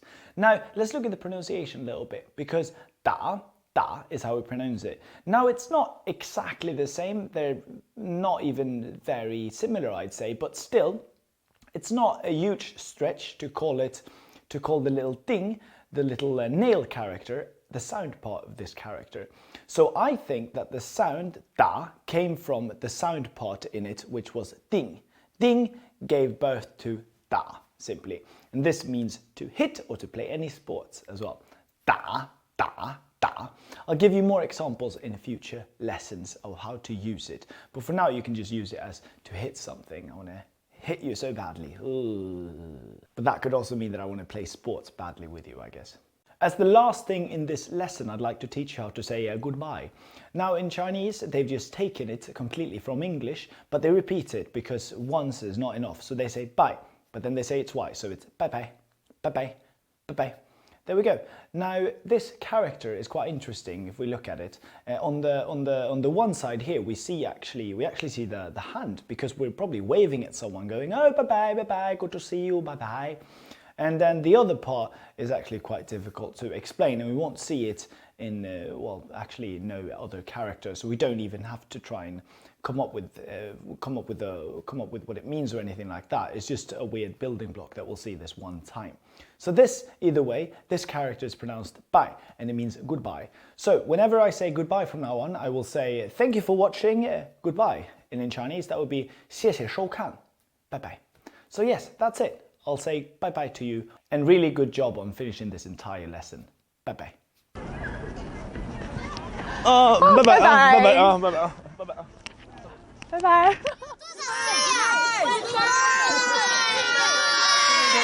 Bye-bye. Bye-bye. Okay, moving on to lesson 3 now. It starts like this, just a little stick there. And yeah, it's a line, it calls it there. And then we have zhong, zhong. Now we take mouth and we stick the stick through it. And that's pronounced zhong, and it means middle, among. But later on it's going to mean China as well. So we can start with ren zhong, so in the middle of the person. And note here that we start with ren because it's person, and then it's in the middle of him. So it's ren zhong. If you flip these two characters, it would mean something completely different. It would mean the person in the middle, something like that. Okay, and then we have wang. And this simply looks like, it looks like someone be stretching out, outstretched arms, something like that. But it also has 1, 2, 3, so it's got the character for 3 and then the stick through it. And that means king. Wonderful. It's also a common surname, as you can see here. Wonderful. Okay, now we have U, and this is a jade, also a radical. We're not going to talk too much about radicals because it's a very strict system, what is a radical and what is not. And I just want to call all of them building blocks because we keep building on them. Like I mentioned earlier, we recycle them. Okay, and then we have Go, and this is a country or a state or a nation. And now we have the mouth around it. So again, the mouth referring to, before in the last lesson, mouth referred to 人口, like population. And that's to do with a country, doesn't it? And now the mouth has to do with a nation again, because it looks like a king in the middle. It's actually jade, king defending something, and that would be the jade stone maybe inside his country. And there's a lot of jade stones in China, hence why we get country. And then we just put Go at the end of something, like May. May means beautiful, and then we get May Go, the United States of America. I forgot to actually give you the character May here. We've broken that down in the lesson earlier anyways, so yeah. And then we have the next character, which is Ying, and this looks like a man, like a heavyweight lifter or something like that. and it means hero actually, but it also means England. Looks like that. And then we put it together with country, and we get Britain or England. Actually, Chinese people don't really know the difference between these two. So yeah, if you go, I'm from Scotland, they go, oh, you're from England. I'm sorry, and they are too, even though they don't know it. Yeah, that's it. Okay, and then we moved on to yeah, I didn't miss anything there. 国王. So this is country, king. So this is a king of a country, and it's important where we put the characters here. I mentioned it before, and mentioning it again now, and now I'm actually giving you an example as well, a very good example. Because if you flip them, this is now a king. However, if you flip them, now it's a country. So it's a king country, but it's defined by its king. So it's a kingdom or a realm. Wonderful. Then we have 中国 as well. China, middle country. I think that's quite beautiful. And then what we do is we just put a 人 at the end of countries, and then we get a person from the country, so a Chinese person. Chinese person, 中国人. 中国人. Wonderful. We have 英国人 as well, British person. We have 美国人, and that is an American person. Person from the USA. Perfect.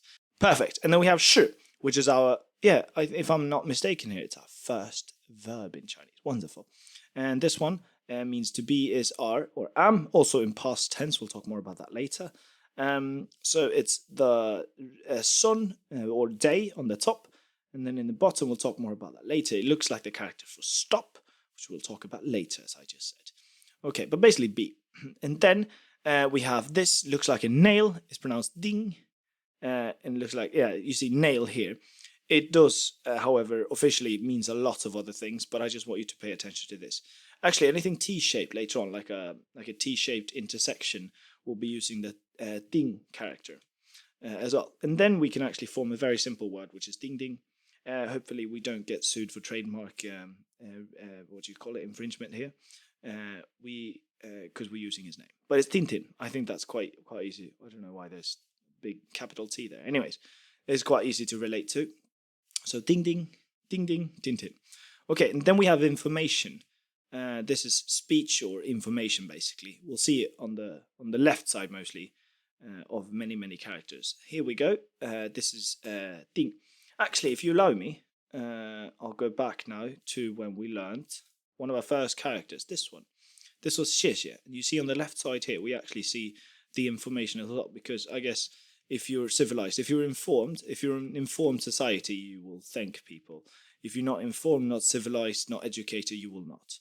Okay, there, and now we have it again here in this lesson, and now it means to book something. So you nail it down, hence the pronunciation, and then we get the pronounced sound part as well. Agree upon. There's a lot here to write in. I would just simply say to book, as it says here, to reserve something as well. You can say, okay, and then we have a hand. Looks like that, and then we can say second hand, and that is second hand. Also, yeah, assistant, you can somehow say as well, I guess. This here is the squished hand, but the squished hand, so it's a building block. Then we have da, and this is to hit. And now it's very interesting, because now we get nail, and on the left side we get the squished hand. So it's a hand plus a nail. We get the pronunciation, I guess, from the nail, because it's pronounced da. And it means to hit, but also like to play or to type, or many other things as well. I think it sort of makes sense here, because we use a hand and a nail, and what you do with those two things when you combine them, well, you clearly hit things with them. Okay, and now it's the last character. This one here. The left side is hand, however, it looks a bit weird. The squished hand. So the same squished hand that we saw here. However, I could just argue that it looks like hand. Just this hand as well, like the adult version of the larger version of that character, because it's got 3 lines there. You can think of it however you'd like, just so long as you remember it. And then the right part we're not going to see much of, so just go ahead and just put that into this character and learn it like that. Okay, that's pronounced bai, and it actually means to worship, to pay respect, many other things. And this is quite a complex character. However, we're also going to use it to just say bye-bye, or to say goodbye, bye-bye. And that's it from this lesson. Okay, lesson 4 now, the last one in our first chapter here, and also in our first introduction course. This one will probably excite you a lot if it hasn't already. So we're about to start making longer and very long sentences, actually. Sentences that even exceed like 4 and 5 characters. So we're about to learn how to say to hit something, and also how to say no, to negate something, and also we can say don't do something.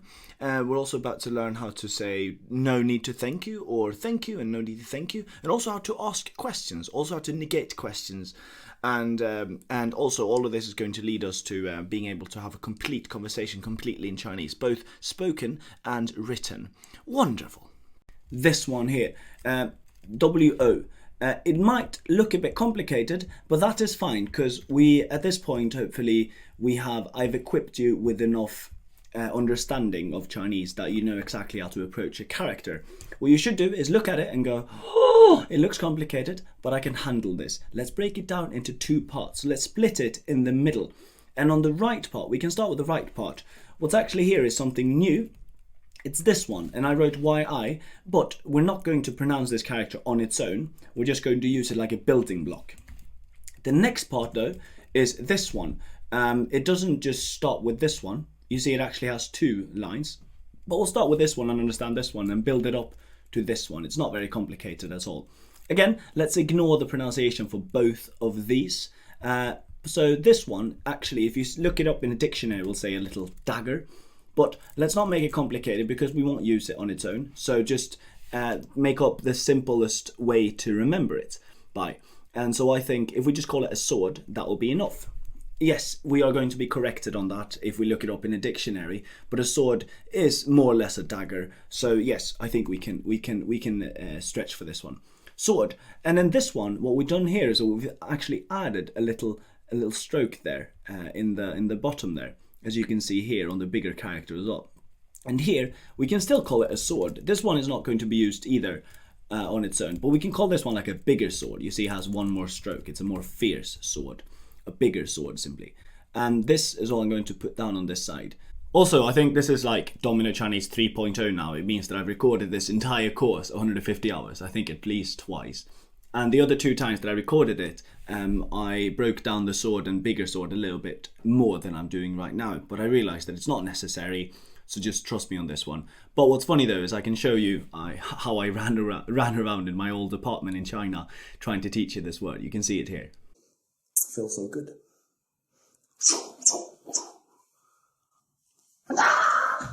Wonderful. So hopefully that will give you a long-lasting memory of what this is. This is now pronounced. We'll go to what it means and how it's pronounced. It's pronounced war, like we saw, and it means I. But it doesn't just mean I, it means me also.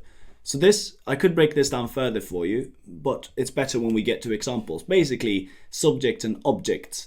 There's no difference in Chinese. So if you say I hit me, you just say I hit I, literally. 我 hit 我. So it's both an object, subject and an object. So in English, we have different words for that. But in Chinese, we do not need that. I find that very nice. Very thankful for that. And the left part now is either this or this. But it's definitely a hand though. I hope you can see that. If we put it next to it, you might be able to compare a little bit. You see 1, 2, 3 strokes, 1, 2, 3, and then a hand or a thing through the middle there. It looks very squished. So it looks like it looks like this one, but it has 3 strokes, and this one just has 2 going through it. So I'll just write both of them. It's definitely one of them. I don't know which one though. But yeah, okay. So we go hand. That's what happens if you're not careful with Chinese. Okay, hand, and we have sword, and it means me. And now that you look at this character the next time, we can break it down a little bit for you. Let's see, we've gone through these characters now, so it's time to sort of identify them here. First we have this, I'll mark it in green. This is now the big sword. There we go. And the hand is going to be marked like this. Like this. Okay, like this. And then like that. Oh, isn't that wonderful? Okay, so this is what now? And if you don't recognize it by just knowing that, oh, but that's the big sword in the hand, then you can tell yourself a little mnemonics. You can combine the word hand, eye or war, and sword, a bigger sword. I think of just one-liner saying, I hold a hand in my sword to sort of defend myself, to stand up for myself. So that sentence includes the word I and hand and sword, and actually me as well, because I defend myself. There we go, so that's how I remember it. But hopefully you'll see this one enough times so you don't even need a mnemonics anymore. Wonderful, I'll write this down one more time, and this is war now. It's our first personal pronoun, as in I or you or we or anything like that. So it's really, really common.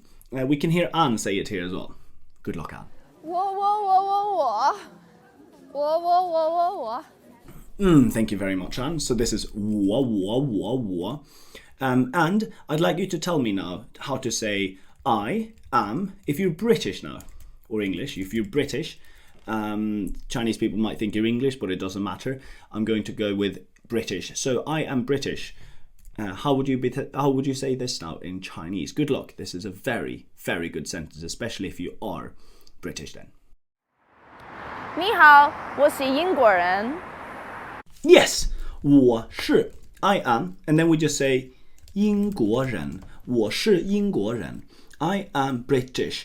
I am England person. I'm Britain person. 我是英国人。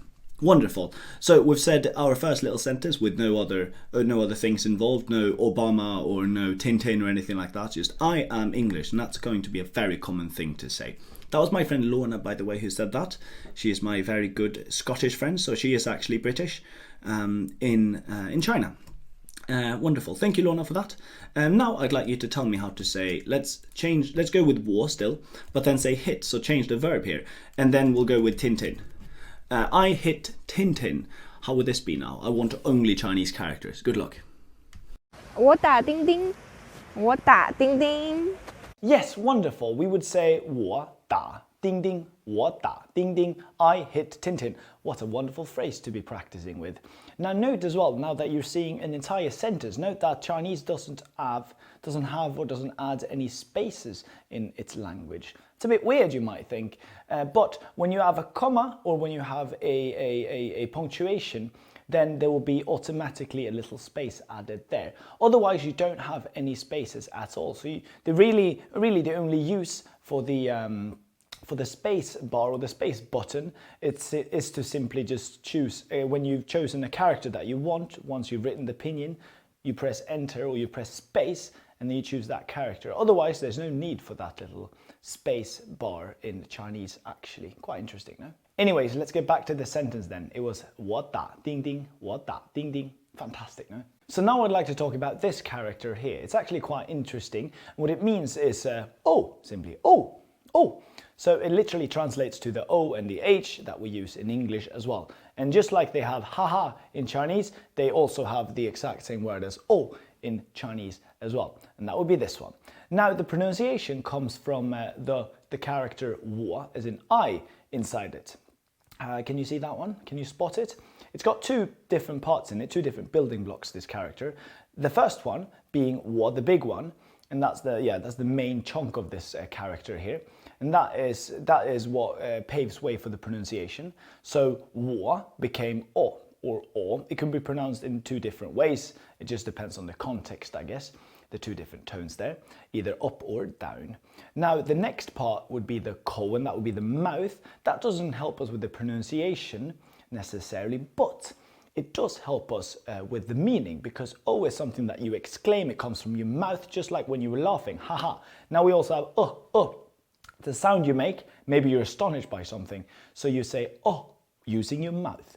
So that way we can build up to this character. We use two building blocks and they both sort of make sense. The 我 helps us with the pronunciation, and the ko, or the mouth, helps us understand that it's something with the mouth. It's got something to do with the mouth. Now in this next video coming up now, we'll start using, we'll start to negate things, I should say, and that way we'll also start making questions in Chinese. Very exciting indeed.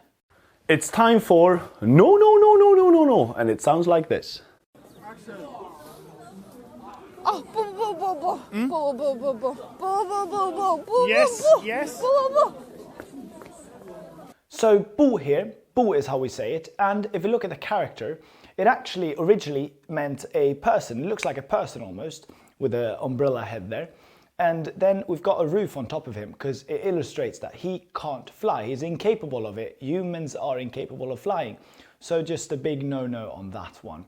We pronounced it bu, bu, bu. So now we can just go about and put that little bu anywhere in a sentence. Just put it before the verb, okay? So bu, and then you can say da, don't hit, or bu, ding, don't book it. Bu, bu, bu, bu. So yeah, it's quite expected where we put this. It's right in front of the thing that we are negating. So here's the first example there. We want to say thank you and then we answer, no, it's okay, don't worry. Then we simply say 不谢, 不谢. Please enjoy. Felix, 给你。啊，谢谢。不谢不谢。啊，不谢谢谢。不谢。 Yes, we just learned 不 and then 谢, 不谢. This meant no thanks. It doesn't mean no thanks, as in I don't want this. It just means no, we can call it no need to thanks. No need to thanks. 不谢. Okay, so what this gave us was first 不 and then whatever follows is whatever we're negating. So if someone is asking us, are you Chinese? Our answer then could be that we are, but if we're assuming it's not, then it's not, we just simply answer. Or we can go with the long sentence. We can say, I am not Chinese. Start long and then we can break it down. 我. Let's say I am, so start as simple as possible. I am Chinese would be 我是中国人. 我是中国人. But then 不 would we add is, yeah, we would add it right here. 我不是中国人. This is the long way to answer, but it gets a bit tedious if you want to answer like this all the time. If you can just say I'm not, or a little bit shorter even is I'm not, or just a not am simply. So this is the way to answer it then, not am. Whenever someone is asking you, look for the verb now. Look for the verb in the sentence. So are you? And then this is very interesting because Chinese doesn't really reply with yes or no. They just look for the verb in the sentence and then they answer with 不 plus that verb or just that verb. So are you? Then you say not am. So basically not are. It's the same 是 for everything. Not so 不是. But if you are now, you just say 是. And that's just that simple. Remember that. That's something that my students tend to forget a lot because it's not an English thing at all. If I ask you, for instance, we've gone through this example before, but asking you, for instance, if you're hungry, my question is hungry, not hungry. If we literally say the same things in English now. Hungry, not hungry. Then you would say hungry, or you would say not hungry. Do you like me? Then the question is like. So you say not like, or you say like. So remember, that's simply how we answer questions in Chinese. So this was a short but a very, very comprehensive video, and I hope you were able to absorb all the information. Are you Chinese? Simply 不是 or 是. And just to be clear, what we are asking then is 是不是 in this case. And this will refer to as the Shakespeare question. So whenever I say the Shakespeare question, this is what I mean. I mean a negation of something. Hungry, not hungry. Like, not like. Am, not am, etc. So next video, and we'll say I am Chinese. I think this is quite a simple question for you, judging on how well you've performed so far. But just tell me how to say I am Chinese, which Anne is just about to say now. 我是中国人。 Wonderful. So, assuming someone is asking you now, are you not? We don't say you, that would be 你. We'll learn that in the next lesson. Instead, we would just go 是不是, and then we can ask 中国人, we can ask 美国人, we can ask 英国人, and for now we haven't learned any other nationalities, but we'll leave it at this now, and that is a question then.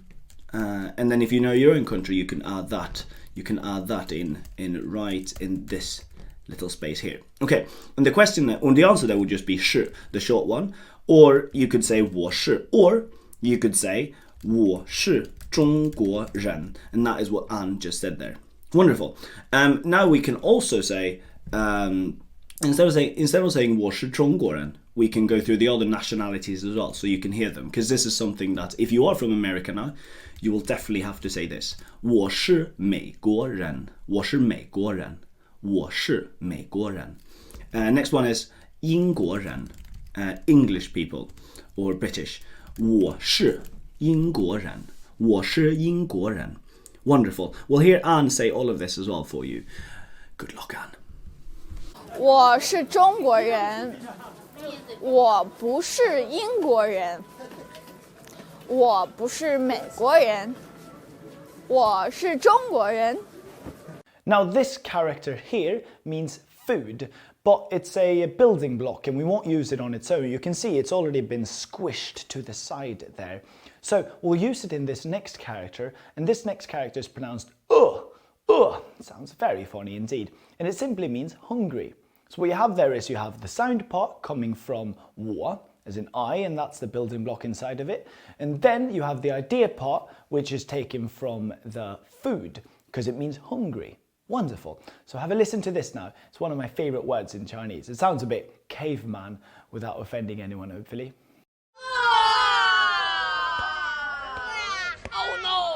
Wonderful. So we just say if we're hungry. And now remember, earlier we had as in I'm surprised. Simply the word in English. So both of those actually use 我, the character for I, as sound parts.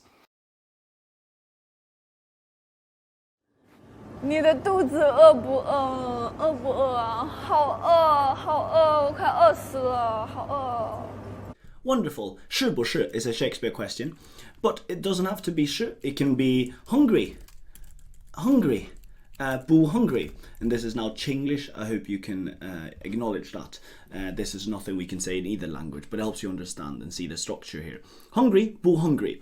This is also a Shakespeare question. I gave you this example before of how we can say, how we can take anything, asking if you like me, or if you're hungry, or if you are Chinese, anything here. Just make sure you can dissect the sentence and understand which one you should answer with later on. For instance, when you're asking if you're hungry, would be hungry, not hungry. And then you need to hear that, hungry, not hungry, and take the hungry part and say hungry or 不 hungry, so not hungry.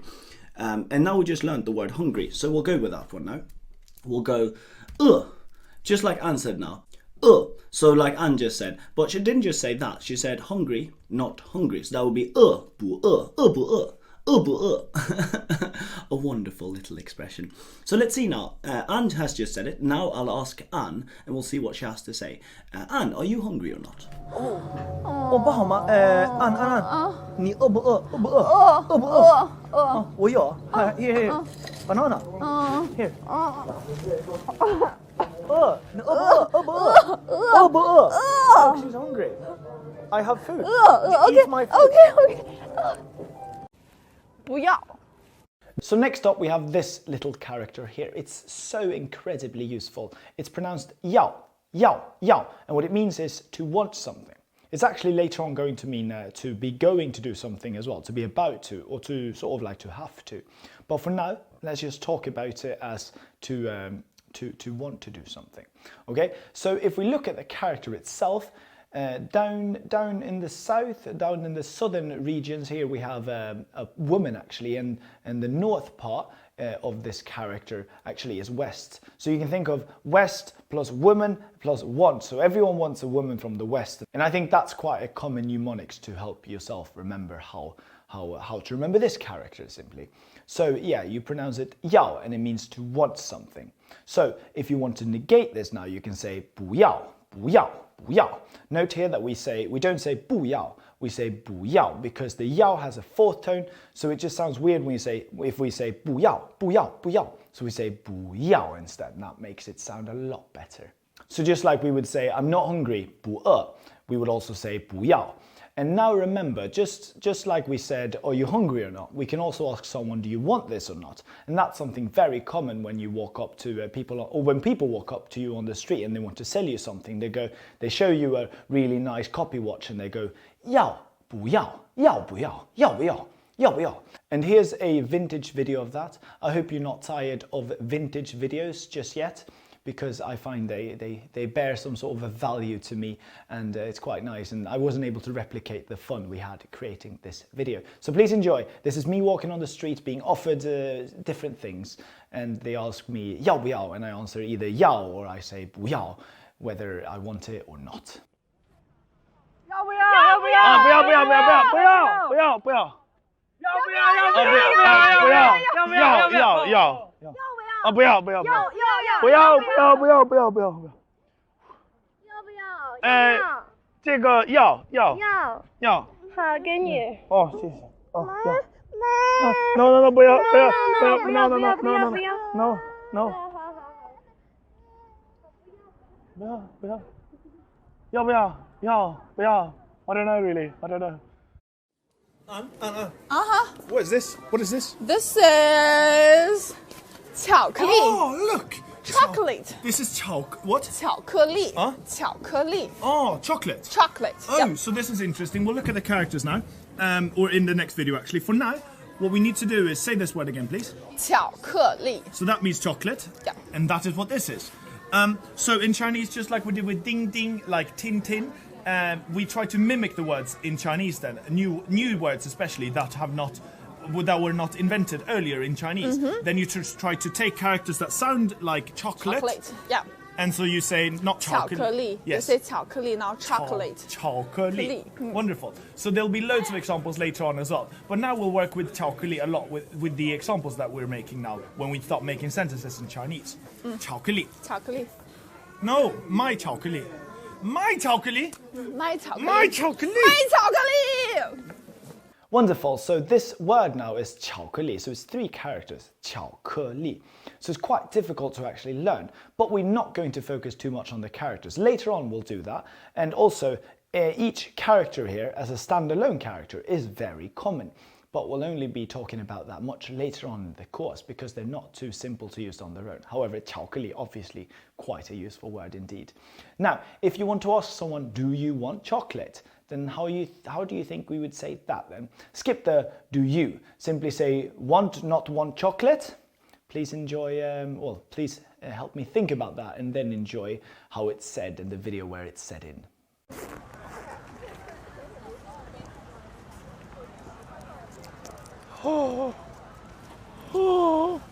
你要不要巧克力？要不要巧克力？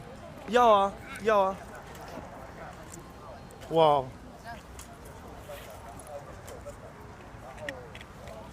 我还有一颗。哇。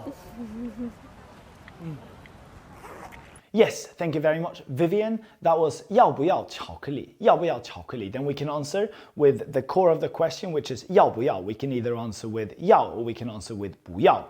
That's it actually. Now, one other thing that is very common is and very easy to learn. It's just similar to this 巧克力. We can also say 咖啡, cafe. Another 2 quite difficult to look at characters or difficult to study characters, difficult to learn. So we won't focus too much on the characters specifically, more so on the sound. So 巧克力, chocolate, and now it's cafe, and you can guess what it means. It means coffee. So we can now ask 要不要 not 巧克力, 要不要巧克力? We can also say 要不要咖啡, 要不要咖啡? You can simply say 不要, 谢谢. So listen to this now where we walked around on the street and we finally were able to find the word coffee. Please enjoy. And here is one more example. Yeah. 咖啡 coffee Coffee. So remember this word as well. 咖啡. 咖啡 coffee Coffee. coffee No, in Chinese. 咖啡 Wonderful. The last thing that I'd like to do before we wrap up this lesson, and that makes it lesson 4, so that makes it 1 chapter. So before we wrap up this chapter, I'd like to just teach you 1 more character. Let's not look too much into the character itself, but instead look at what it sounds like, because it sounds quite funny, and that funny pronunciation will probably help you remember it quite easily. It's bang, bang, bang, like a big bang. Now the Big Bang didn't probably help anyone, or I guess it probably did because it built everything we have now today. So the bang helped us, and how would you say that in Chinese? Oh, bang is actually the way to say help in Chinese. So yeah, bang. So now you can say I help Tintin instead of I hit him. 我 bang 叮叮，我 bang 叮叮，我 bang 叮叮。Wonderful. Or you can say, I help hit Tintin. 我帮打钉钉. 我帮打钉钉. Now that is probably not the most useful sentence you'll ever learn, but to say, if you want to say like, can I help you or not, in the simplest way possible, then you would say, help not help you, or help not help simply. Just like 要不要 or 饿不饿. Then we would say 棒不棒, 棒不棒, 棒不棒. So yeah, it sounds quite funny if you translate it to English here, and that's how I remembered it the first time I saw this word as well. Can I help you? Can I bang you? Sounds a bit awkward, no? So yeah, let's stick to Chinese from now on. So bang bu bang, you can ask someone. Obviously not the most useful thing to say. You don't want to walk up to someone and go bang bu bang, even though that's what I'm about to do in this very next video. Please enjoy this next video as the last video inside these first 4 lessons. And remember that you've been fantastic. Here we go. Bang means to help. Please enjoy. An. Bang, bang, bu bang. Bang, bu bang. Help. Bang, bu bang. She's not banging. She's not helping. Bang, bu bang. Bu bang. 你中文是吧？那我买这2个是吧？给了钱是吧？给了一斤，好，谢谢。So, this is how we'll learn at Domino Chinese here. We'll build up characters with small little pieces of domino, small little pieces of Lego here we can call them. And then so we come from characters to later on sentences, and so we'll build from simple to complex. You'll also notice very soon how this course is not like any other conventional language course where we will build sentences and we won't really build them. We'll just be told a sentence and we'll just say it, like my name is Felix or something like that. We won't really understand it, we'll just know a sentence, and that's very different from what we do here. As soon as we learn a sentence here, we'll be able to understand the fundamentals of it. We'll be able to understand every piece of domino in this sentence, so we'll also be able to alter it. We'll also be able to change anything within this sentence. And only then will you ever be really, really good at Chinese. So bear with me through these basic classes, and very soon you'll be able to speak fantastic Chinese. And I can prove that, just keep on learning. So, I'll see you in a bit, and bye-bye.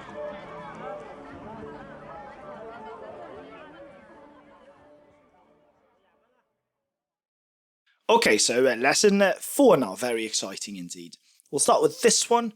It's a little dagger, it looks like a small little sword or something. Yeah, here in this case, it officially means shoot or arrow. However, we're not going to use it very much, so I just thought, let's give it to you as simple as possible. So it looks like what it is, a little dagger. Then we add one more line, and we get, what do we get here then? Well, we get, I think it's going to say lance or dagger axe, simply a bigger knife.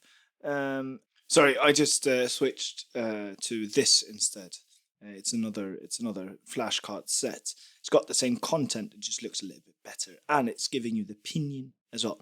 Okay, so yeah, and we can go through here and here. No pronunciation for these ones, not important. However, now we get left side we have a hand, and then we have actually this right part is this one, which is the little lance or the axe. And this is the character for me or I. It's wonderful. It's wonderful. It's wonderful. Now we can actually say a longer sentence using only Chinese characters, saying I am English. Wonderful. I'm British actually. 我打钉钉. We can also say I hit ding ding. I punch him. Punch him in the face. And now we have or depending on the situation. Again, here now it's a brilliant example of how we can use this little mouth vertical or mouth building block on the left here as an idea part, because the idea here is that you use your mouth here when you say oh or when you exclaim something simply. Wonderful. So that means oh, and now we have bu, and that is no. Anytime we negate something, we'll use that one. And then we have 谢谢 again. Why so? Well, because 不谢 is simply the way to say you're welcome. You're welcome. No, thank you. But literally. Okay, 不是 would be no, to be not incorrect. Wonderful. And so that's the opposite of 是. Because, 是, like this. 是 now can also mean correct, like I mentioned as well. Hence why 不是 can mean not correct is incorrect. 是不是 is the Shakespeare question. We introduced the Shakespeare question here. 是不是 means is it or is it not? This one here means is it or is it not? 是不是 Wonderful. Now we can say 我是中国人 I am Chinese. We can say 我不是美国人 Now it's just loads of examples which you can practice on your own. I'm not American. 我是不是英国人 am I English? Am I British? Sorry. And now we have the food radical or building block. And this one, yeah, like that. I'm calling it BB here because that's my own term to call it a building block by. We have and this is quite funny now. We have the same idea on the right side. That gives us the sound. It's not w anymore, it's but it's quite similar anyways. And the idea is that you're using food because you're hungry. Wonderful. And that is hungry. 饿不饿, we can ask, are you hungry? Yao is a wonderful, brilliant character. We'll break it down later on, but it's so necessary for you now to just know. Yao means to want. Yao means to want. 不要 means to not want.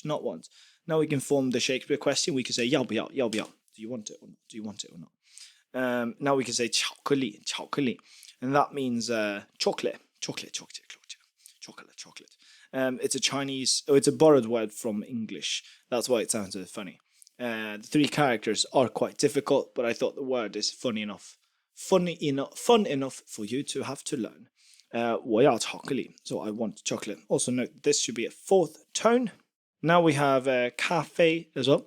This is a second loaned word from English. Cafe means coffee, as you can imagine. And now we have this one. By the way, I don't want you to focus too much on the character here. However, if you do, characters later on will be super easy for you. Okay, now we have bang, also a fairly difficult character. Therefore, I put the little asterisk here. Remember what that is for, please. Hashtag is if you've seen it before. Asterisk is if you're the little star one here. Is if you don't if you're not supposed to recognize all the different parts of it. Okay, bang means to help someone. Help. So when you ask someone, can you help me? You say bang, bang, bang, bang, bang, bang, help. Now we have ren. And note here now that we have the hashtag here because we've seen it before. Brilliant.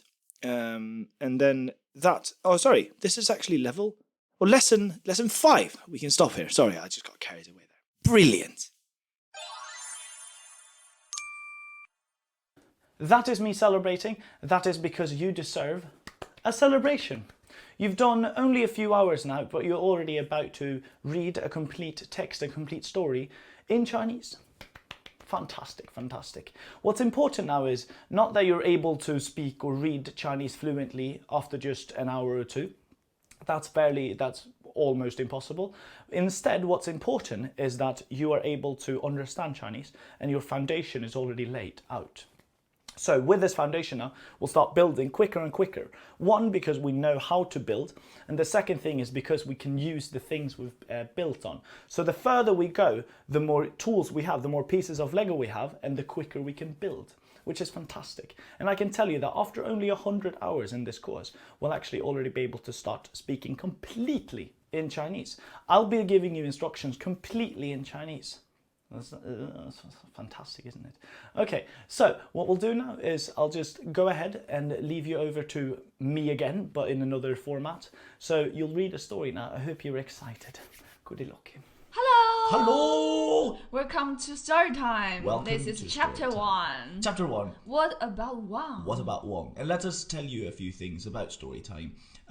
You've studied 4 lessons. We will sum that up into a chapter. We'll call it chapter 1 now. The next 4 lessons will be chapter 2. And in each chapter, we will use the vocab that we've picked up recently from these last 4 lessons. So now you are supposed to be able to recognize all the words in this chapter 1. And then we make a story out of it. We have a main character. What's his name? Wang. Oh, means many things in English, means king in Chinese, and that's what you're going to go by, Wang. So what about Wang is the name of this chapter. Next chapter will also be about Wang. And do you think we should get started now? Yes. Fantastic. Okay, I will start first. 王是不是美国人? Oh, Wang is, not is. is not is 美国人 American. Oh, so you're asking here, do you recognize the 是不是 as in is it or is it not like this? So we're asking, what are we asking? Is one American? Oh, is one American? Is or is he not American? The Shakespeare question. And I answered 不是. Not correct, so not is. He is not. I'm negating your statement or your question. 王是英国人. Wang is Englishman. Wang is an Englishman. 不是. Wang 是英国人. Oh, and you say? Oh, haha. Oh, haha. In lack of other response, you say oh, which means nothing actually. It just means oh. Just means oh, just like in English. Oh, and then? Haha. And that's difficult to understand. What does it mean, Anne? Please help us understand. Oh, it means haha. That's it. So you say oh, haha. You can say that in any conversation, and especially if you're bored. So Anne, when you talk to boys on the internet with your phone, do you say oh, aha, haha a lot? Yes, I do. Yes, you do. Especially when I talk to you. Especially when you talk to me. Thank you for that. So yeah, girls and boys, if you're bored on the internet talking to someone, you just go oh, haha. You don't know what else to say. And then we continue. I say Wang Bang 美国人打英国人. So it's Wang and he's helping Bang to help. Wang Bang, so Wang helps Americans hit, 打 or fight or punch, to fight with English people. Oh. Isn't one British? Why is he helping? Why is he helping? I guess he's some sort of a spy. Okay. We tried to work this story up as soon as we could and try to use all the words, incorporate all the words that we've learned. We obviously need to use the word da in some context, and this was the best one. So Wang is a spy, and he's working for Americans. He's working for the Americans, and he hits his own people. He fights with them, and then see what your response is then. Oh, haha, bye bye. So obviously I'm not very interested in this conversation. Not very interested. You don't like action movies. So yeah, you went oh haha again, and then you added bye bye and bye bye. And what does that mean again, Anne? I forgot. Bye. That means bye. It means bye. Yeah. Boy. Good. Goodbye. Fantastic. So let's read the whole thing in English quickly, and then in Chinese quickly. So you go. You ask me. Is one American? Fantastic. I go. No, he's not. He's English. Oh, haha. Oh, haha. Wang helps Americans fight with English people.